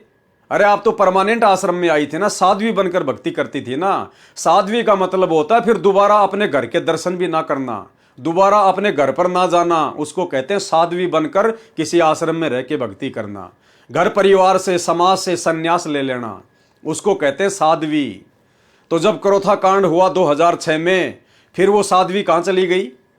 फिर सतगुरु रामपाल जी परमेश्वर जी की वो कलयुगी बहन, वो साध्वी कहाँ चली गई भाई? वो तो साध्वी बन के भक्ति करने आई थी ना परमानेंट आश्रम में। तो भाई और बहनों, ये गलती आप और हमने बिल्कुल भी नहीं करनी है। हम जैसे भी हैं, जिस भी हालात में हैं, अपने परिवार में, अपने बाल बच्चों के साथ में अगर थोड़ा बहुत संघर्ष है, कोई दिक्कत नहीं है। सतगुरु रामपाल जी भगवान के आशीर्वाद से, उनकी भक्ति से धीरे धीरे वो संघर्ष भी कम हो जाता है, परिस्थितियां भगत के अनुकूल हो जाती हैं। इसलिए भगत ने थोड़ा सब्र करना चाहिए, थोड़ा धैर्य रखना चाहिए। बिल्कुल जोश में आके होश नहीं खो देने चाहिए, जल्दबाजी में कोई फैसला नहीं लेना चाहिए, जैसा कि सतगुरु रामपाल जी परमात्मा की बहन ने ले लिया था। उसके बाद कहाँ चली गई वो साध्वी? जब 2005 का करोथा कांड हुआ, उसके बाद कहाँ चली गई वो साध्वी भाई? वापस उसी घर में जाना पड़ा, वापस उन्हीं बाल बच्चों के पास जाना पड़ा। तो पहले ना रह के अपनी भक्ति कर लेती। तो भाई और बहनों, ये गलती भी आप और हमने बिल्कुल नहीं करनी है। सतलोक आश्रम बनने के पश्चात सतलोक आश्रम करोथा में संत रामपाल जी महाराज जी की सगी बहन भी साध्वी बनकर रहती थी। संत रामपाल जी के माता पिता भी आश्रम में भक्ति उद्देश्य से स्थायी रह रहे थे। माता पिता को कोई दिक्कत नहीं है, क्योंकि वो वृद्ध हैं, उनका थोड़ा बहुत समय बचा हुआ था, उनको कोई दिक्कत नहीं है, क्योंकि पास में उनका गांव भी था, वो अपने घर भी जाया करते थे, उसमें कोई दिक्कत नहीं थी। संत रामपाल जी के माता पिता को साधु या साध्वी बन के भक्ति नहीं कर रहे थे, उन्होंने परमानेंट अपने घर को छोड़ नहीं दिया था।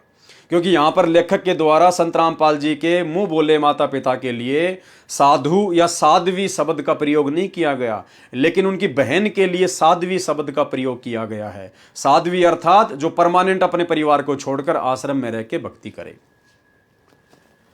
क्या ऐसी परिस्थितियों में उस ढोंगी द्वारा लगाया गया झूठा आरोप संभव है?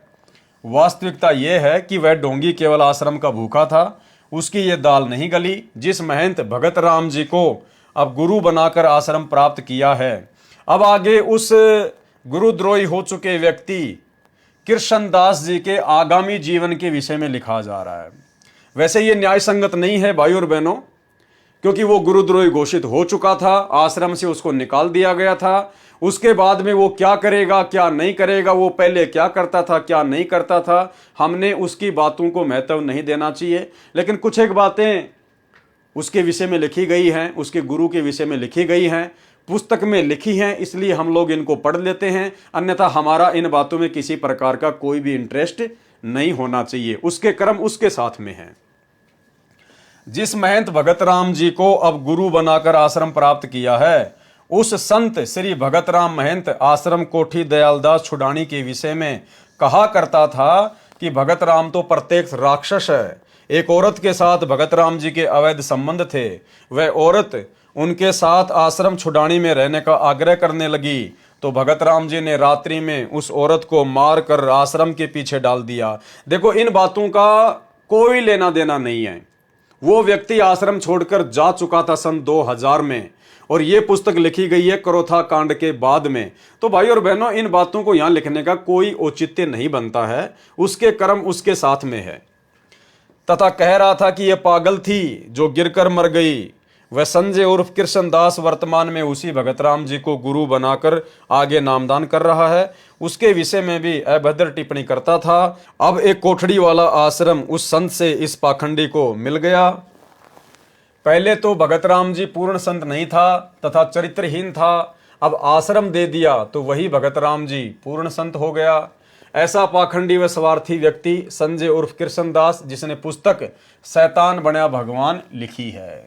छुडानी महंतों के बदमाशों व आर्य समाज के असामाजिक तत्वों ने सतलोक आश्रम व संत रामपाल जी को जान से मारने तथा आश्रम को नष्ट करने के षड्यंत्र को अमली जामा पहनाने के दुष्कृत्य की अनुमति लेने के लिए 9 जुलाई 2006 को मुख्यमंत्री हरियाणा के साथ बहादुरगढ़ में एक मीटिंग की। हमें यह नहीं मालूम कि उस मीटिंग में उनकी मुख्यमंत्री हरियाणा श्री भूपेंद्र जी से क्या वार्ता हुई, परंतु उनके हौसले अत्यधिक बुलंद हो गए तथा उनकी विनाशकारी गतिविधियां अत्यधिक तेज हो गई। उन असामाजिक तत्वों ने पुलिस के सहयोग से रोहतक झज्जर सड़क पर आश्रम के दोनों तरफ से 9 जुलाई 2006 को ही जाम लगा दिया, ताकि आश्रम में बहुसंख्या में भगत न आ सकें और न ही कोई आश्रम से बाहर जा सके। इन्हीं दिनों में गुरु पूर्णिमा के अवसर पर 9, 10, 11 जुलाई 2006 को भारी संख्या में भक्तों को सतलोक आश्रम में आना था। 9 जुलाई 2006 से पहले 4-5 हजार श्रद्धालु पहुंच चुके थे। पुलिस प्रशासन के सहयोग से असामाजिक तत्वों ने आश्रम में खाद्य सामग्री तथा अन्य आवश्यक वस्तुओं को भी नहीं आने दिया, बिजली के कनेक्शन को भी काट दिया और पानी की व्यवस्था को भी नष्ट कर दिया। गुरु पूर्णिमा के अवसर पर हजारों शिष्यों ने आना था, लेकिन असामाजिक तत्वों ने पुलिस प्रशासन के सहयोग से आश्रम में नहीं आने दिया। 11 जुलाई 2006 को भी यही स्थिति बनी रही और असामाजिक तत्वों को इकट्ठा किया जाता रहा। इसके साथ ही आश्रम पर आक्रमण करने का प्रबंध भी किया जाता रहा और हथियार, लाठियां, जेलियां, देसी कट्टे, पिस्टल, बंदूकें, पेट्रोल बम इत्यादि का इंतजाम किया जाता रहा। 11 जुलाई 2006 की रात को ये असामाजिक तत्व पुलिस की मौजूदगी में लाउड स्पीकर पर धमकी दे रहे हैं कि 12 जुलाई 2006 को आश्रम तथा आश्रम में उपस्थित व्यक्तियों को जला दिया जाएगा, गोलियों से मार दिया जाएगा। भाइयों और बहनों, ये बिल्कुल होना ही होना था, इसमें कोई दो राय नहीं है। काल ने बिल्कुल ऐसा ही करवाना था, क्योंकि ये करोथा आश्रम मैनेजमेंट से संबंधित मुख्य भक्तों की मनमानियों का नतीजा था। सतगुरु रामपाल जी परमात्मा ने अपनी स्व इच्छा से सतलोक आश्रम करोथा को नहीं खोला, नहीं बनाया। आपने देख लिया, लिखा हुआ इसी पुस्तक में भक्तों की सलाह के ऊपर उन्होंने आश्रम ओपन किया था और काल का दाव लगा, ये करोथा कांड हुआ, काल को मौका मिला।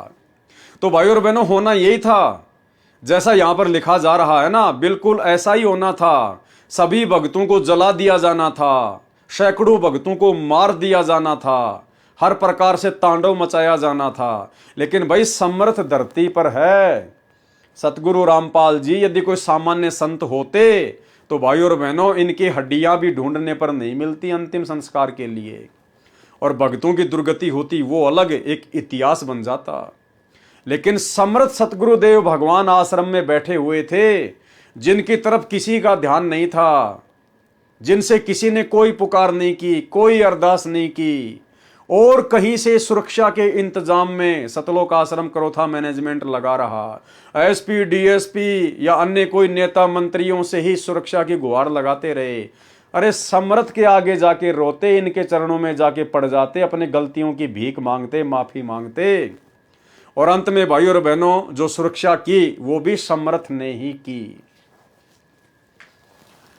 12 जुलाई 2006 को आश्रम तथा आश्रम में उपस्थित व्यक्तियों को जला दिया जाएगा, गोलियों से मार दिया जाएगा।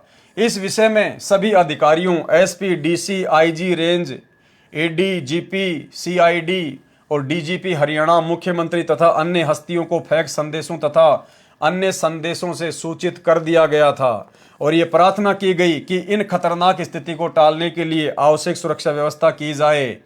देखो भाइयों और बहनों, सतगुरु समर्थ भगवान तो आश्रम में बैठा है, समर्थ सतगुरु तो सतलोक आश्रम करोथा में बैठा हुआ है।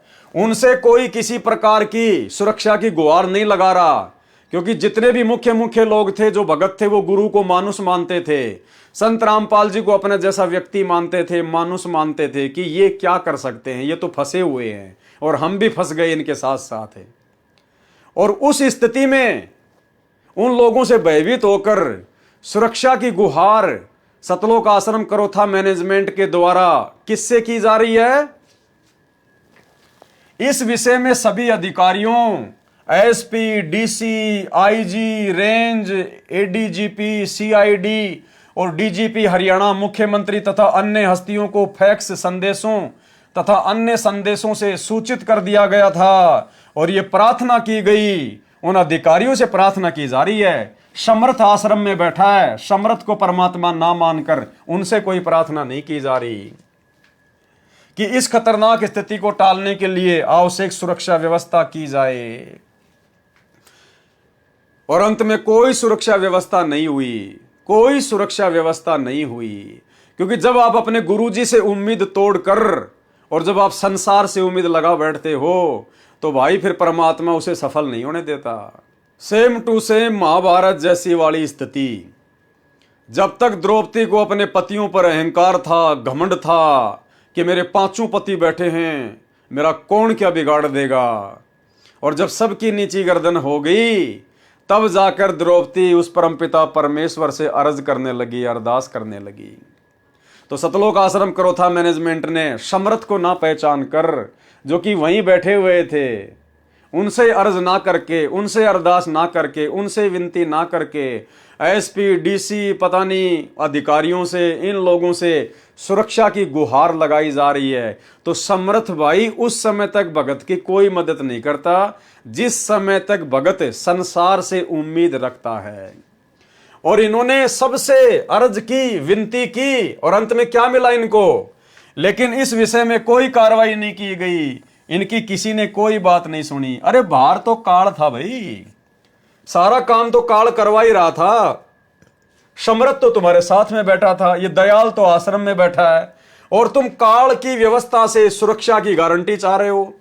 उस काल की व्यवस्था से, उन नेताओं से, उन अधिकारियों से तुम लोग सुरक्षा की डिमांड कर रहे हो, लेकिन कोई किसी प्रकार की उनकी सुरक्षा नहीं हो पाई, क्योंकि काल की और दयाल की तो लड़ाई है। अंदर दयाल बैठा था, बाहर काल सब कुछ करवा रहा था, और काल से ही ये सतलोक आश्रम करोथा मैनेजमेंट सहायता मांग रहा था। कहां से देगा भाई? शिक्षा लेनी है भाई और बहनों, शिक्षा।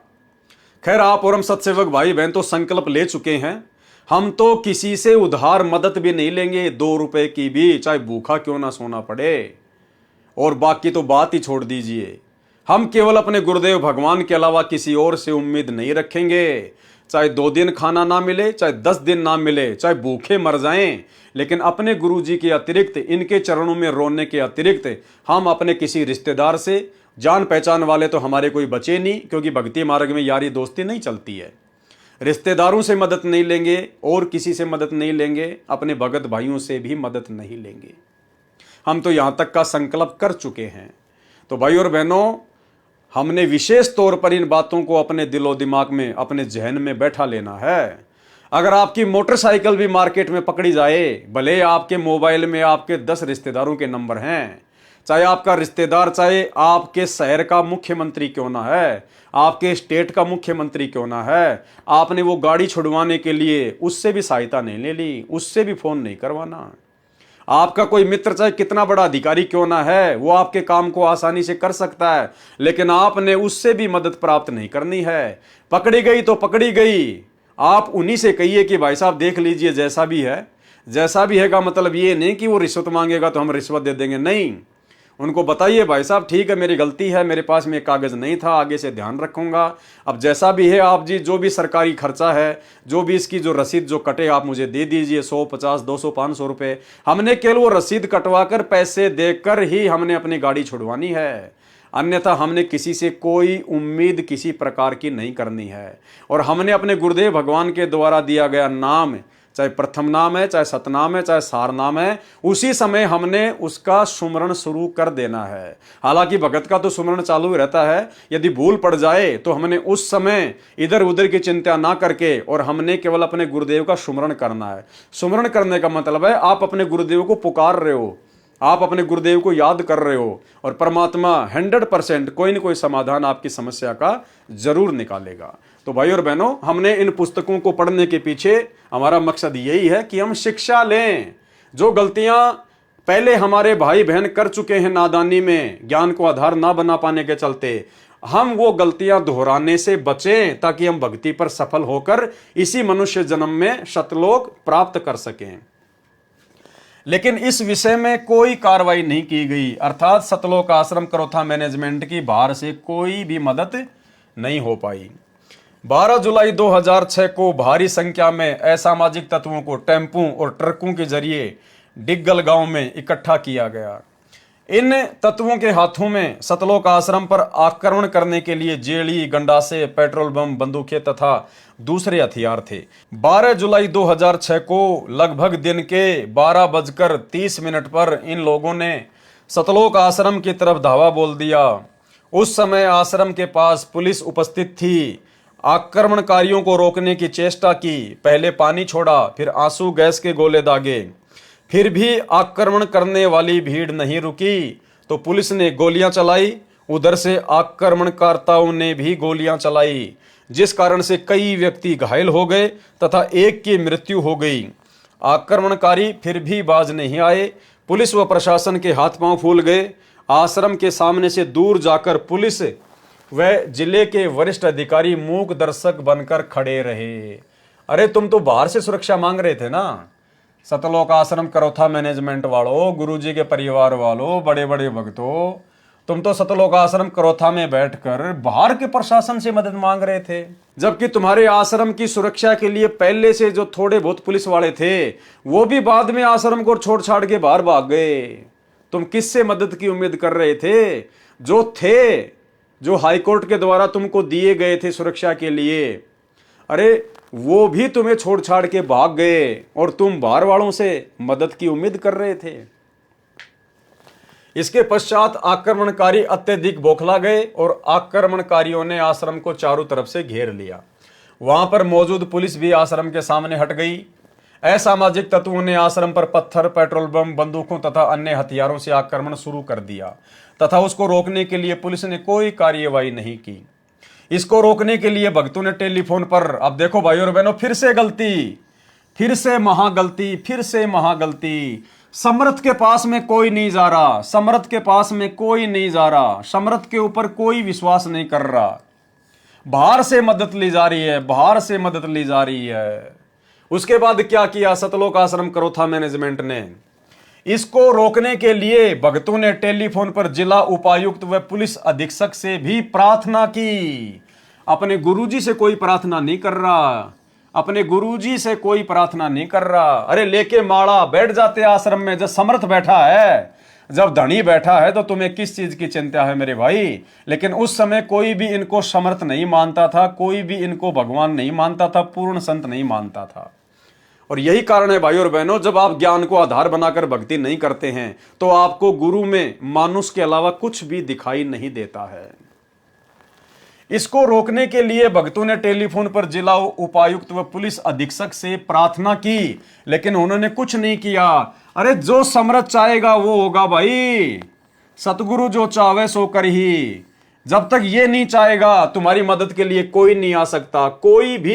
ये समर्थ बैठा है, ये तुम्हारी परीक्षा चल रही थी, ये तुम्हारे विवेक की, तुम्हारे धैर्य की, तुम्हारे विश्वास की परीक्षा थी। समर्थ 1994 से ज्ञान दे रहा था, 2006 में करोथा कांड हुआ। अरे 10-12 वर्षों के बाद में समर्थ तुम्हारी परीक्षा ले रहा था इतना ज्ञान देकर कि तुम्हें अपने गुरु पर विश्वास है या नहीं है, इनकी समर्थता पर विश्वास है या नहीं है। लेकिन इनके ऊपर विश्वास ना करके और बाहर प्रशासन से ही सुरक्षा की गुहार लगाई जा रही है। भाई और बहनों, जिंदगी में गलती मत कर देना। जिंदगी में चाहे कितनी भी बड़ी से बड़ी समस्या क्यों ना आए। एक छोटा सा सत्संग सुनाता हूं गुरुदेव का, 40 सेकंड का। गुरुदेव कहते हैं चाहे कितनी भयंकर से भयंकर समस्या क्यों ना आए, कि बस सब कुछ बर्बाद होने वाला है, कति सर्वनाश होने वाला है। अगर ऐसी भी आपके सामने कोई परिस्थिति पैदा हो जाए तो भी गुरुदेव भगवान कहते हैं कि अपने गुरु पर विश्वास करना। वो परिस्थितियां ऐसे टल जाएंगी जैसे बादलों को हवा उड़ा ले जाती है। तो हमने केवल अपने गुरु पर विश्वास करना है भाई और बहनों। ये पुस्तक पढ़ने का मकसद गुरुदेव के आशीर्वाद से केवल इतना ही है कि जो गलतियां भक्ति मार्ग पर गुरु को मानुष मानकर आप और हमारे से पहले हमारे गुरु भाई बहन कर चुके हैं, वो गलतियां हम निकट भविष्य में करने से बचें, अन्यथा सतलोक से वंचित रह जाएंगे। केवल फॉर्मेलिटी हो जाएगी, फॉर्मेलिटी। अपने आत्मा हमारा इतना दिल कमजोर हो चुका है कि हम वहां तक बुद्धि उठती नहीं ना, दिल डटता कि हम भगवान पर इतना विश्वास कर सके। जैसे कहते हैं कि तुलसी बेरुआ बाग में शीतत भी मुरझावे, राम भरोसे जो रहे वो पर्वत पर लहरावे। बगीचे के अंदर बूटा लगा दिया, पौधा लगा दिया, सिंचाई करते करते खत्म हो जाता है, मुरझा जाता है। राम भरोसे पर्वत के ऊपर कोई संभालने वाला नहीं, कोई सिंचाई करनिया नहीं। कहते राम भरोसे जो रहे पर्वत पर लहरावे। तो हमारा इतनी बुद्धि उठती नहीं, लेकिन इसको उठाने का ये प्रोसीजर है। एक दिन ऐसी दृढ़ता होगी आपके अंदर, जो सर्वनाश होता दिखा आपने, आप दृढ़ रहना भगवान के ऊपर। फिर देखना ऐसा बादल टल जाएगा दुख का, तो सोच भी नहीं सकते आप। इसको रोकने के लिए भक्तों ने टेलीफोन पर जिला उपायुक्त व पुलिस अधीक्षक से भी प्रार्थना की, लेकिन उन्होंने कुछ नहीं किया। अपने को चारों तरफ से घिरा देखकर और आश्रम के अंदर मौजूद औरतों, बच्चों और बूढ़ों की सुरक्षा को ध्यान में रखते हुए और आत्मरक्षा को ध्यान में रखते हुए, देखो भाई, अपनी रक्षा के जिम्मेदार भगत ही बने हुए थे। आत्मरक्षा को ध्यान में रखते हुए, यानी आत्मरक्षा सतगुरु नहीं करेगा, कोई विश्वास नहीं किसी प्रकार का, कोई ज्ञान आधार नहीं। आश्रम के अंदर मौजूद औरतों, बच्चों और बूढ़ों की सुरक्षा को ध्यान में रखते हुए और आत्मरक्षा को ध्यान में रखते हुए आक्रमणकारियों को खदेड़ने के मकसद से आश्रम के सुरक्षा दस्ते ने हवाई फायर किए। आश्रम का सुरक्षा दस्ता यानी आश्रम के मुख्य सेवादार जो गुरुजी के बॉडीगार्ड बन के घूमते थे, उन्होंने अपनी आत्मरक्षा के लिए, अपनी खुद की रक्षा के लिए, बच्चों और महिलाओं की रक्षा के लिए उन्होंने कोई भी चारा ना देखकर और हवा में फायर करने शुरू कर दिए। अरे भाई, जब आश्रम में दुनिया की सबसे बड़ी तोप बैठी है, जब आश्रम में सबसे बड़ी मिसाइल बैठी है, उसकी तरफ किसी का ध्यान नहीं है। देखो, ये होता है गुरु को मानुस मानना। बंदूकों पर विश्वास कर लिया, हवाई फायर करनी शुरू कर दी कि हो सकता है बंदूक के शोर से डर के आक्रमणकारी भाग जाएं। अरे उनके पास में सैकड़ों बंदूक है, तुम खुद लिख रहे हो, गंडासे, जेलियां, बंदूक, पेट्रोल बम और अन्य हथियार तुम खुद लिख रहे हो, और तुम्हारे पास आश्रम में 2, 4, 5 बंदूकें होंगी और उनके पास में सैकड़ों बंदूकें, तो क्या हवाई फायर करके तुम बच जाओगे? देखो, ये होता बेबुद्धि का काम भाई और बहनों, बेबुद्धि का काम। ये तो समर्थ था, इसलिए भाई और बहनों बात दबी की दबी रह गई, अन्यथा उस बंदूक को लेके भी ना जाने कितने मुकदमे गुरुदेव पर लगते। ये तो परमात्मा ने व्यवस्था ऐसी कर दी कि ये लेबोरेटरी शुरू हो गई, जांच हो जाती है कि कौन सी बंदूक से मरे, कौन सी बंदूक से नहीं मरे। अन्यथा उस हवाई फायर को लेकर भी ना जाने कितने मुकदमे संत रामपाल जी पे लगा दिए जाते। जितने भी लोग मरे होंगे, घायल हुए होंगे, सारे के सारे इल्जाम आश्रम पे लगा दिए जाते कि आश्रम वालों की बंदूकों से मरा है, आश्रम वालों की बंदूकों से घायल हुए हैं। तो समर्थ शक्तिमान तो आश्रम में बैठा हुआ है और बंदूकों पर विश्वास किया जा रहा है। भाई और बहनों, बहुत बड़ी गलतियां भक्ति मार्ग पर इन लोगों ने की है और आज परमात्मा ने हमें इसीलिए मौका दिया है साथ संगति के माध्यम से कि हम गुरु को मानुष मानने की गलती अपने भविष्य में ना करें, सौपन में भी ना करें। अरे मारने वाला भी यही है और बचाने वाला भी ये है भाई और बहनों। फिर बताओ बंदूक क्या करेगी? इसी परमेश्वर ने सत्संगों में बताया कि त्रेता युग में भगत प्रहलाद को उसके पिता हिरण्यकशिपु ने 84 प्रकार की घोर घोर यातनाएं दी। उस भगत प्रहलाद ने कभी भी अपने पिता के खिलाफ एक लकड़ी का डंडा भी नहीं उठाया, अपने भगवान पर विश्वास रखा, जबकि उसका भगवान तो नकली था विष्णु। मीराबाई के साथ में कैसी कैसी घटनाएं घटी, मीराबाई ने कभी एक लकड़ी का डंडा भी नहीं उठाया। और आज समर्थ साक्षात धरती पर हम उसकी शरण में, और वही क्रोथा आश्रम में हमारे पास में बैठा हुआ है, और फिर भी हम लोग बंदूकों पर विश्वास कर रहे हैं, हवाई फायर कर रहे हैं, अपनी आत्मरक्षा के ठेकेदार स्वयं ही बन रहे हैं। यह होता है गुरु को मानुष मानना, गुरु के ऊपर बिल्कुल भी विश्वास ना करना। तो भाई और बहनों, बिल्कुल भी ज्ञान आधार नहीं था। परमात्मा पहले कह चुके हैं कि उस समय तो वो लोग जुड़े थे जिनको माया चाहिए थी, जिनको पैसा चाहिए था, वो ज्ञान को आधार बना के नहीं जुड़े थे। एक बार फिर से सुन लीजिए। विचार करना पुण्यात्माओं, ये काल हमारे साथ कितना धोखा किए हुए है। आज से जो 15 साल पहले लगे थे 100-200 परिवार, अब उनमें से मेरे ख्याल में 10% उस लगन से 10% लगे हुए, बाकी ढीले पड़ गए, क्योंकि उनका सुख गणे हो गए।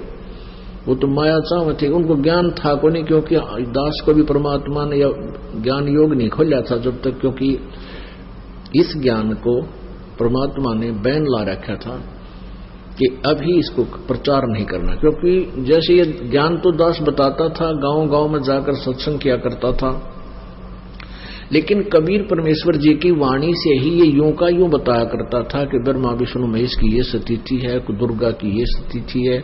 लेकिन आम व्यक्ति का विश्वास नहीं होता, जो हमारे शिष्य थे उनका विश्वास ना होता कि ठीक है, उनको लाभ हो रहे थे, परमात्मा के नाम लेते उनके सारे संकट दूर होने लगे थे, इसलिए शिष्य तो बनने शुरू हो गए थे। क्योंकि ये जो मंत्र है,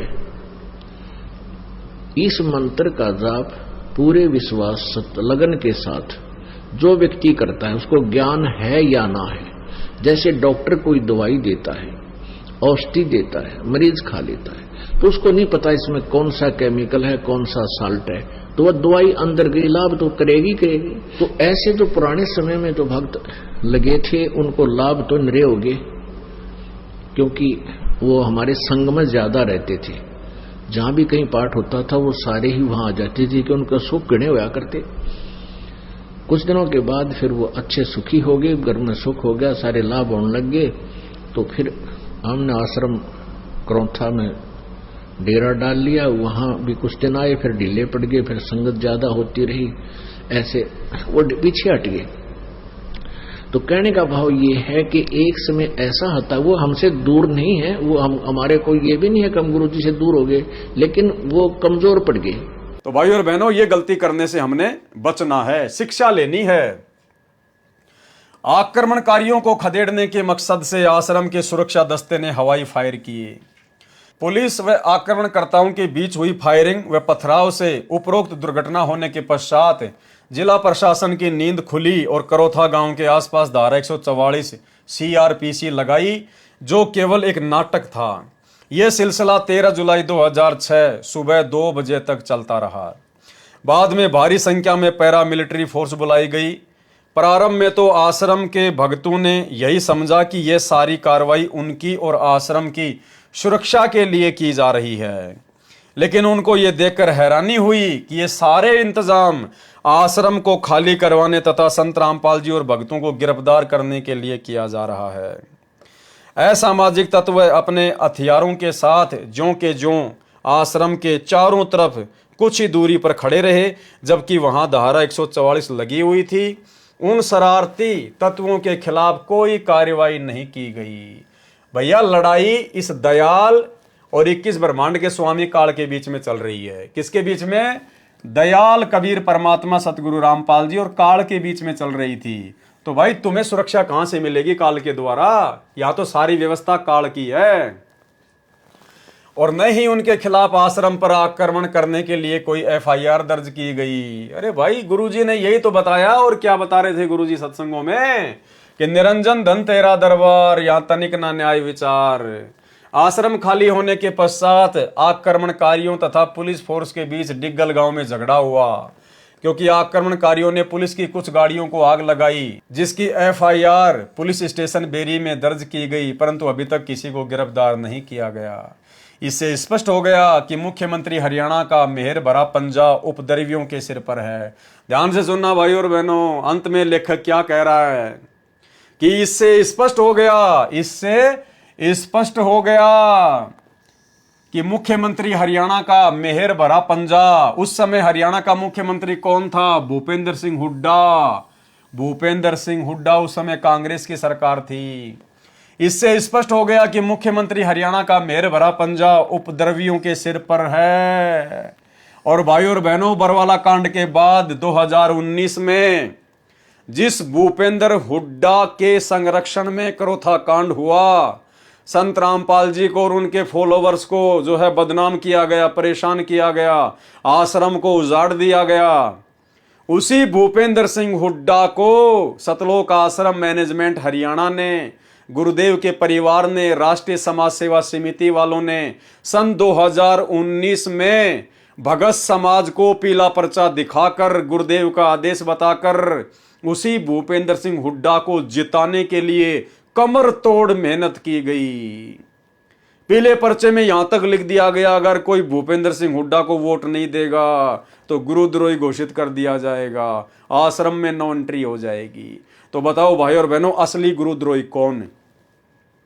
अरे जिस मुख्यमंत्री ने तुम्हारे गुरुदेव को इतना दुखी किया, इतना परेशान किया, करोथा कांड के तहत 21 महीने रोहतक की जेल में कष्ट उठाने के लिए बाध्य किया, तुम्हारा आश्रम उजाड़ दिया।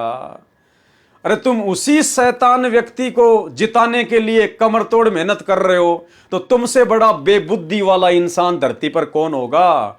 तुमसे बड़ा गुरु का विरोधी, गुरुद्रोही और धरती पर कौन होगा? और गुरुद्रोही कहा जाता हम सत्सेवकों को। निरंजन धन तेरा दरबार, यहां तनिक ना न्याय विचार। भाई और बहनों, ये सबके काले कारनामे सामने आ रहे हैं।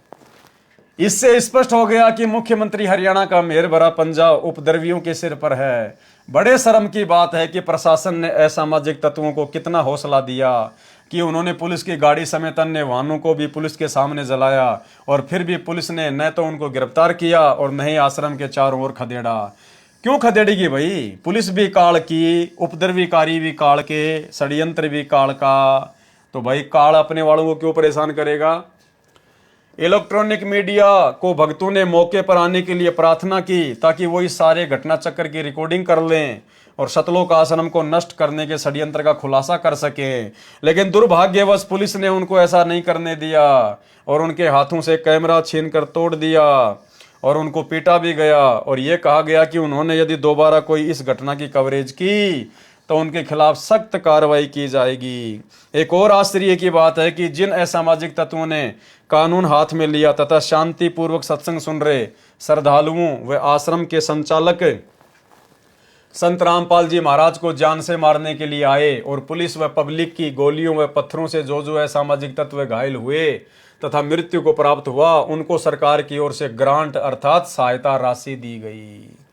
इससे सिद्ध है कि 9 जुलाई 2006 को बहादुरगढ़ में मुख्यमंत्री हरियाणा के साथ हुई मीटिंग में सर्व विनाशकारी कार्य की स्वीकृति मुख्यमंत्री जी से प्राप्त हुई।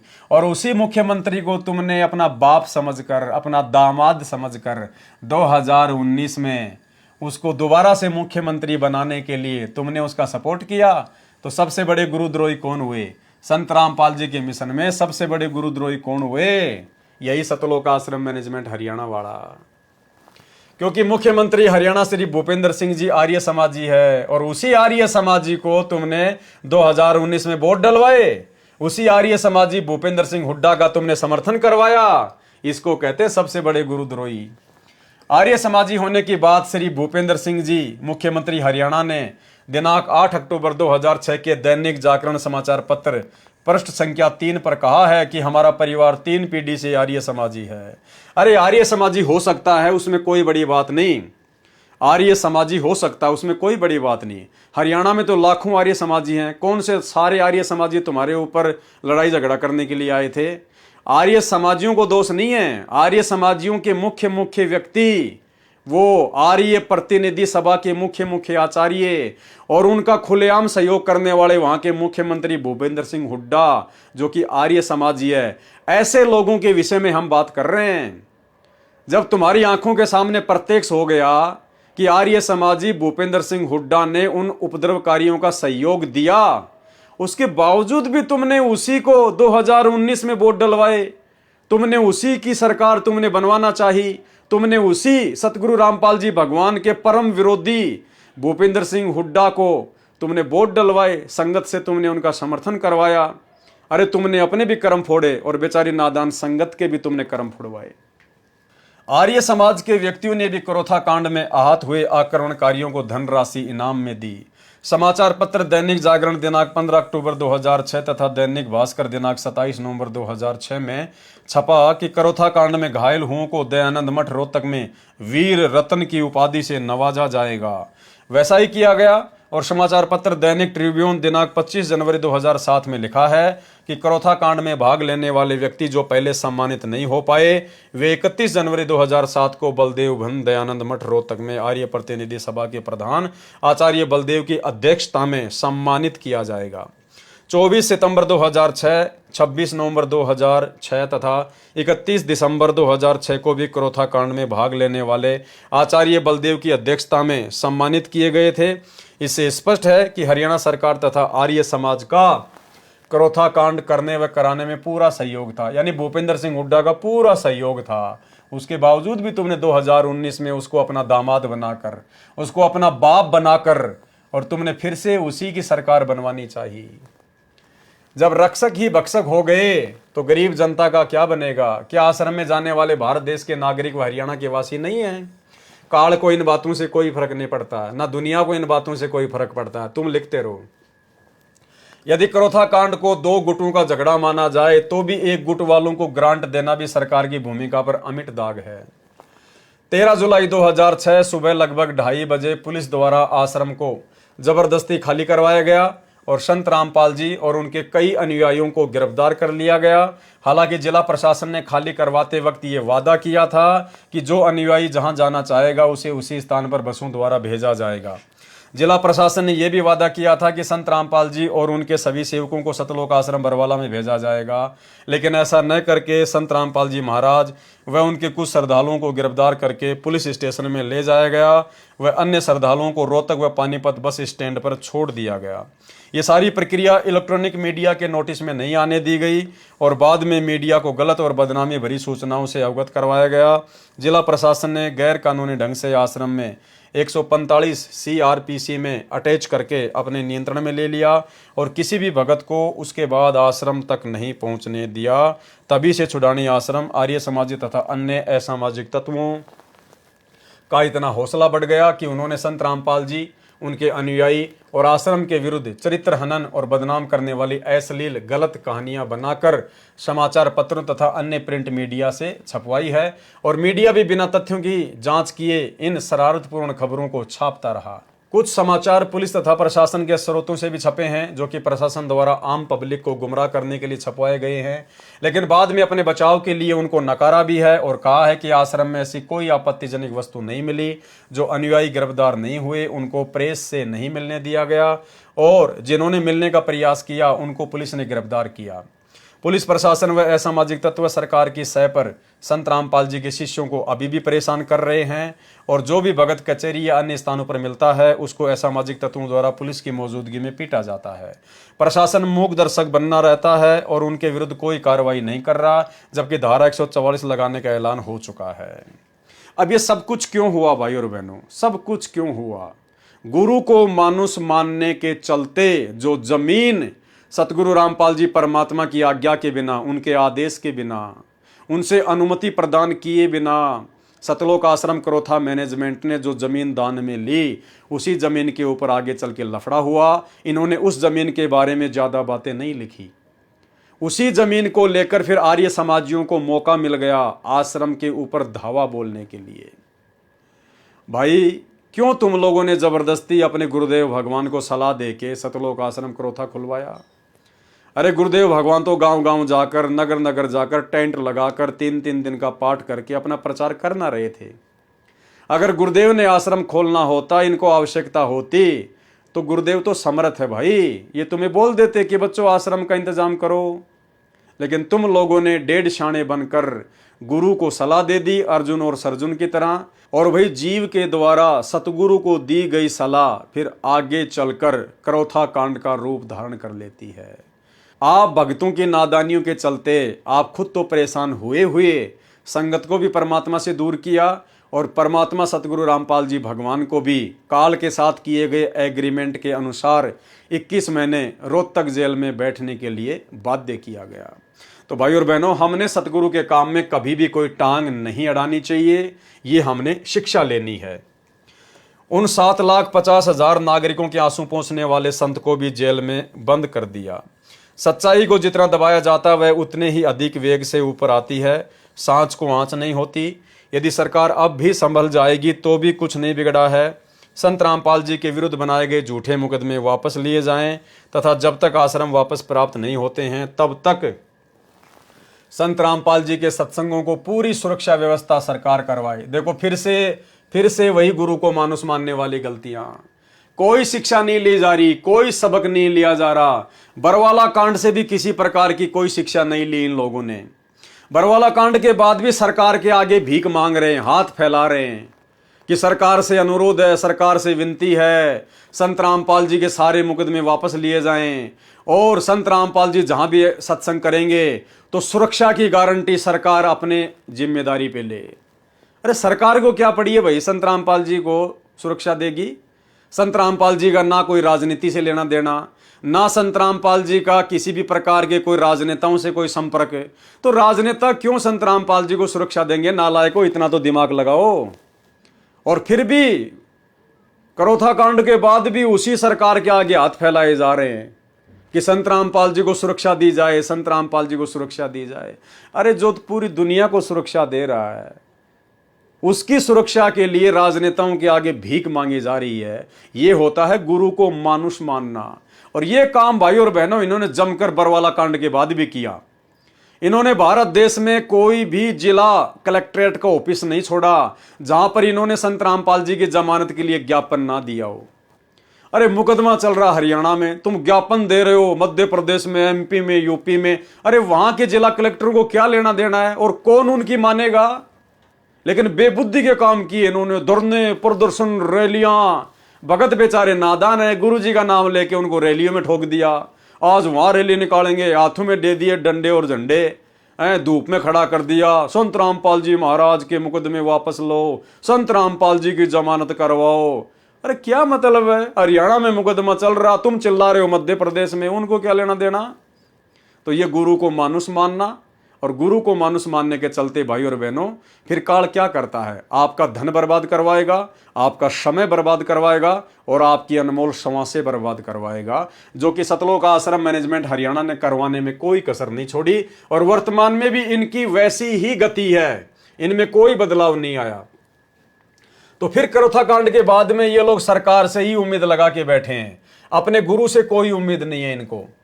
संत रामपाल जी के सत्संगों को पूरी सुरक्षा व्यवस्था सरकार करवाए, क्योंकि अब तो सरकार का भी भ्रम समाप्त हो गया होगा कि सतलोक आश्रम में कोई अवैध वस्तु नहीं थी। सर्व संगत की तरफ से पुनर्अनुरोध है कि संत रामपाल जी के सत्संग सार्वजनिक स्थानों पर सरकारी सुरक्षा में करवाए जाएं। ये देखो भाई और बहनों कि संत रामपाल जी के सत्संग सार्वजनिक स्थानों पर सरकार की सुरक्षा में करवाए जाएं। अब इनको सरकार सुरक्षा देगी। अब समर्थ को सरकार की सुरक्षा की आवश्यकता आन पड़ी इन भक्तों के अनुसार। ये है बेबुद्धि के काम। उनको संगत के खर्चे से किया जाएगा। ये कह रहे हैं कि सुरक्षा हमारे को सरकार दे और खर्चा हम देंगे, भाई बहन आपस में मिलके संगत के पैसे से केवल सुरक्षा सरकार करे। अरे फिर सरकार की सुरक्षा की जरूरत क्या है? जब सरकार की सुरक्षा का खर्चा भी तुम ही उठा रहे हो तो ले आओ 150 बंदूकें संगत के पैसे से और बन जाओ तुम कमांडो। क्या दिक्कत है? तुम्हारे को देख के फिर कौन आएगा? ये बेबुद्धि वाला काम भी इन्होंने बरवाला कांड में किया। सैकड़ों हथियार ये लोग बरवाला आश्रम में जमा कर चुके थे। बाहर से भी बंदूक चलाने वाले लेके आए थे ये लोग। दास तो वहां था, मुझे तो पता है। और ये खुद भी सैकड़ों हथियार लेके इधर उधर घूम रहे थे। इनको अपने ऊपर ही विश्वास था, गुरु के ऊपर फिर भी विश्वास नहीं रहा। और उसी प्रकार के बेबुद्धि वाले काम ने बरवाला कांड करवाया। यदि किसी व्यक्ति, आचार्य, महंत, संत या संस्था व पंथ को संत रामपाल जी महाराज द्वारा दिए गए सत्संग या विचारों में आपत्ति है, यदि उन्हें लगता है कि संत रामपाल जी महाराज उनके संत, महर्षियों या पंथों के प्रवर्तक के विषय में गलत व्याख्यान कर रहे हैं, तो वे भी लेख प्रतिलेख द्वारा समाधान करा सकते हैं। कानून को हाथ में न लेकर न्यायालय में जा सकते हैं। यदि सरकार संत रामपाल जी के सत्संग करवाने की सुरक्षा व्यवस्था नहीं करती है, क्या लिख रहे हैं भाई बहनों, ध्यान रखना क्या लिख रहे हैं सतलोक आश्रम मैनेजमेंट हरियाणा वाले। यदि सरकार संत रामपाल जी के सत्संग करवाने की सुरक्षा व्यवस्था नहीं करती है तो सरकार की नीयत साफ नहीं है। यदि कोई उपाय नहीं किया गया तो संघर्ष का मार्ग अपनाना पड़ेगा, लड़ाई झगड़ा करना पड़ेगा, हमारे को खुद ही हथियार लेके आने पड़ेंगे। ये देखो फिर वही काम इन्होंने सतलोक आश्रम बरवाड़ा में किया। भक्तों को जबरदस्ती कमांडो बनाया, भक्तों के हाथों में हथियार पकड़ा दिए। यही है वो कारण भाई और बहनों। देख लो इनकी नीयत साफ साफ है। यदि कोई उपाय नहीं किया गया, यदि सरकार ने संत रामपाल जी को सुरक्षा नहीं दी, कौन कह रहा है? सतलोक आश्रम मैनेजमेंट हरियाणा। यदि कोई सरकार की तरफ से उपाय नहीं किया गया तो संघर्ष का मार्ग अपनाना पड़ेगा। इनके कहने का मतलब समझ गए कि हम गुंडे मवाली बनेंगे, हम फिर हथियार खरीद के लाएंगे और अगर फिर से ऐसी कोई घटना होती है तो आमने सामने ठोकेंगे फिर। और वो इन्होंने पूरा का पूरा काम बरवाला कांड में कर लिया था भाई और बहनों। पूरा का पूरा षड्यंत्र यही था, आमने सामने होके ठोकने ठुकने का षड्यंत्र था, लेकिन समर्थ धरती पर प्रकट था। ये तो मालिक ने दया बख्शी, वरना 6 नहीं कम से कम 600 लोग मरते, 600 लोग। ये है बेबुद्धि के काम। और ऐसी घटनाएं काल क्यों घटित करवाता है? गुरु को मानुष मानने के चलते उन भक्तों के अंदर कुप्रेरणा करके फिर काल आवश्यकता से अधिक मनमानियां करवाता है। और गुरु कुछ नहीं बोलेगा भाई, ये तो सृष्टि रचना में गुरु ने बता दिया कि भाई मेरा तो काल के साथ एग्रीमेंट है कि परमात्मा आप केवल अपना ज्ञान प्रचार करना, आप जबरदस्ती ना करना। जो आपके ज्ञान को समझ के आपकी भक्ति करे केवल उसी को सतलोक लेके जाना, बाकी मेरा भोजन यहीं छोड़ देना। तो ये भगवान अपने वचन का पक्का है, ये अपना वचन नहीं तोड़ सकता, ये जोर जबरदस्ती नहीं कर सकता। फिर आने वाले समय में जो जैसा करेगा वैसा ही अपना भोगेगा। 8 साल से भगोड़े बन के घूमते रहे संत रामपाल जी के परिवार वाले।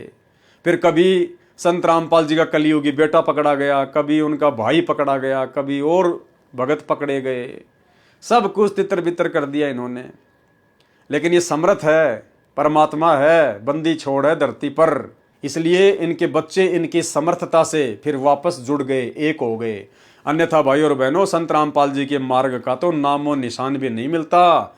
जिस प्रकार से सतलोक आश्रम मैनेजमेंट हरियाणा ने काल प्रेरित होकर गुरु को मानुष मानकर जो मनमानियां सतलोक आश्रम बरवाला में की थी, जिस कारण से इतना बड़ा कांड हुआ, तो भाई और बहनों हमने शिक्षा लेनी है। शिक्षा, यदि कोई उपाय नहीं किया गया तो संघर्ष का मार्ग अपनाना पड़ेगा। संघर्ष यानी फिर भाई लड़ाई झगड़े का मार्ग अपनाना पड़ेगा, जैसे को तैसा ईंट का जवाब पत्थर से देना पड़ेगा।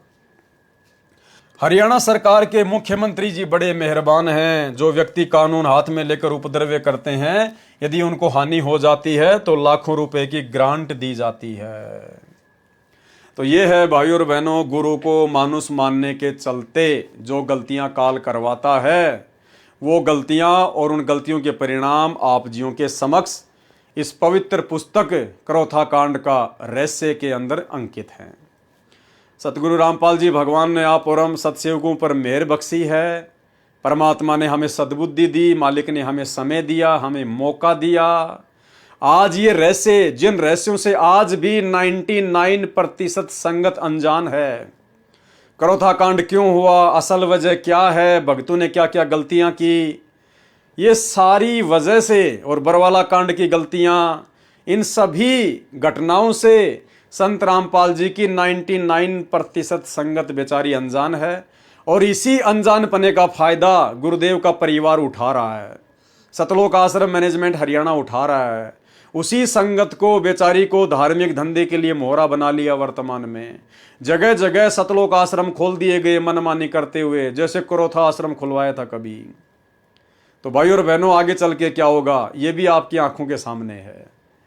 जब पहली वाली मनमानियों के कारण ऐसा हुआ, तो वर्तमान में जो मनमानियां की जा रही है उनका क्या परिणाम निकलेगा, और क्या परिणाम इस नादान संगत को भुगतना पड़ेगा, और क्या परिणाम गुरुदेव के परिवार को भुगतना पड़ेगा, इस मैनेजमेंट को भुगतना पड़ेगा।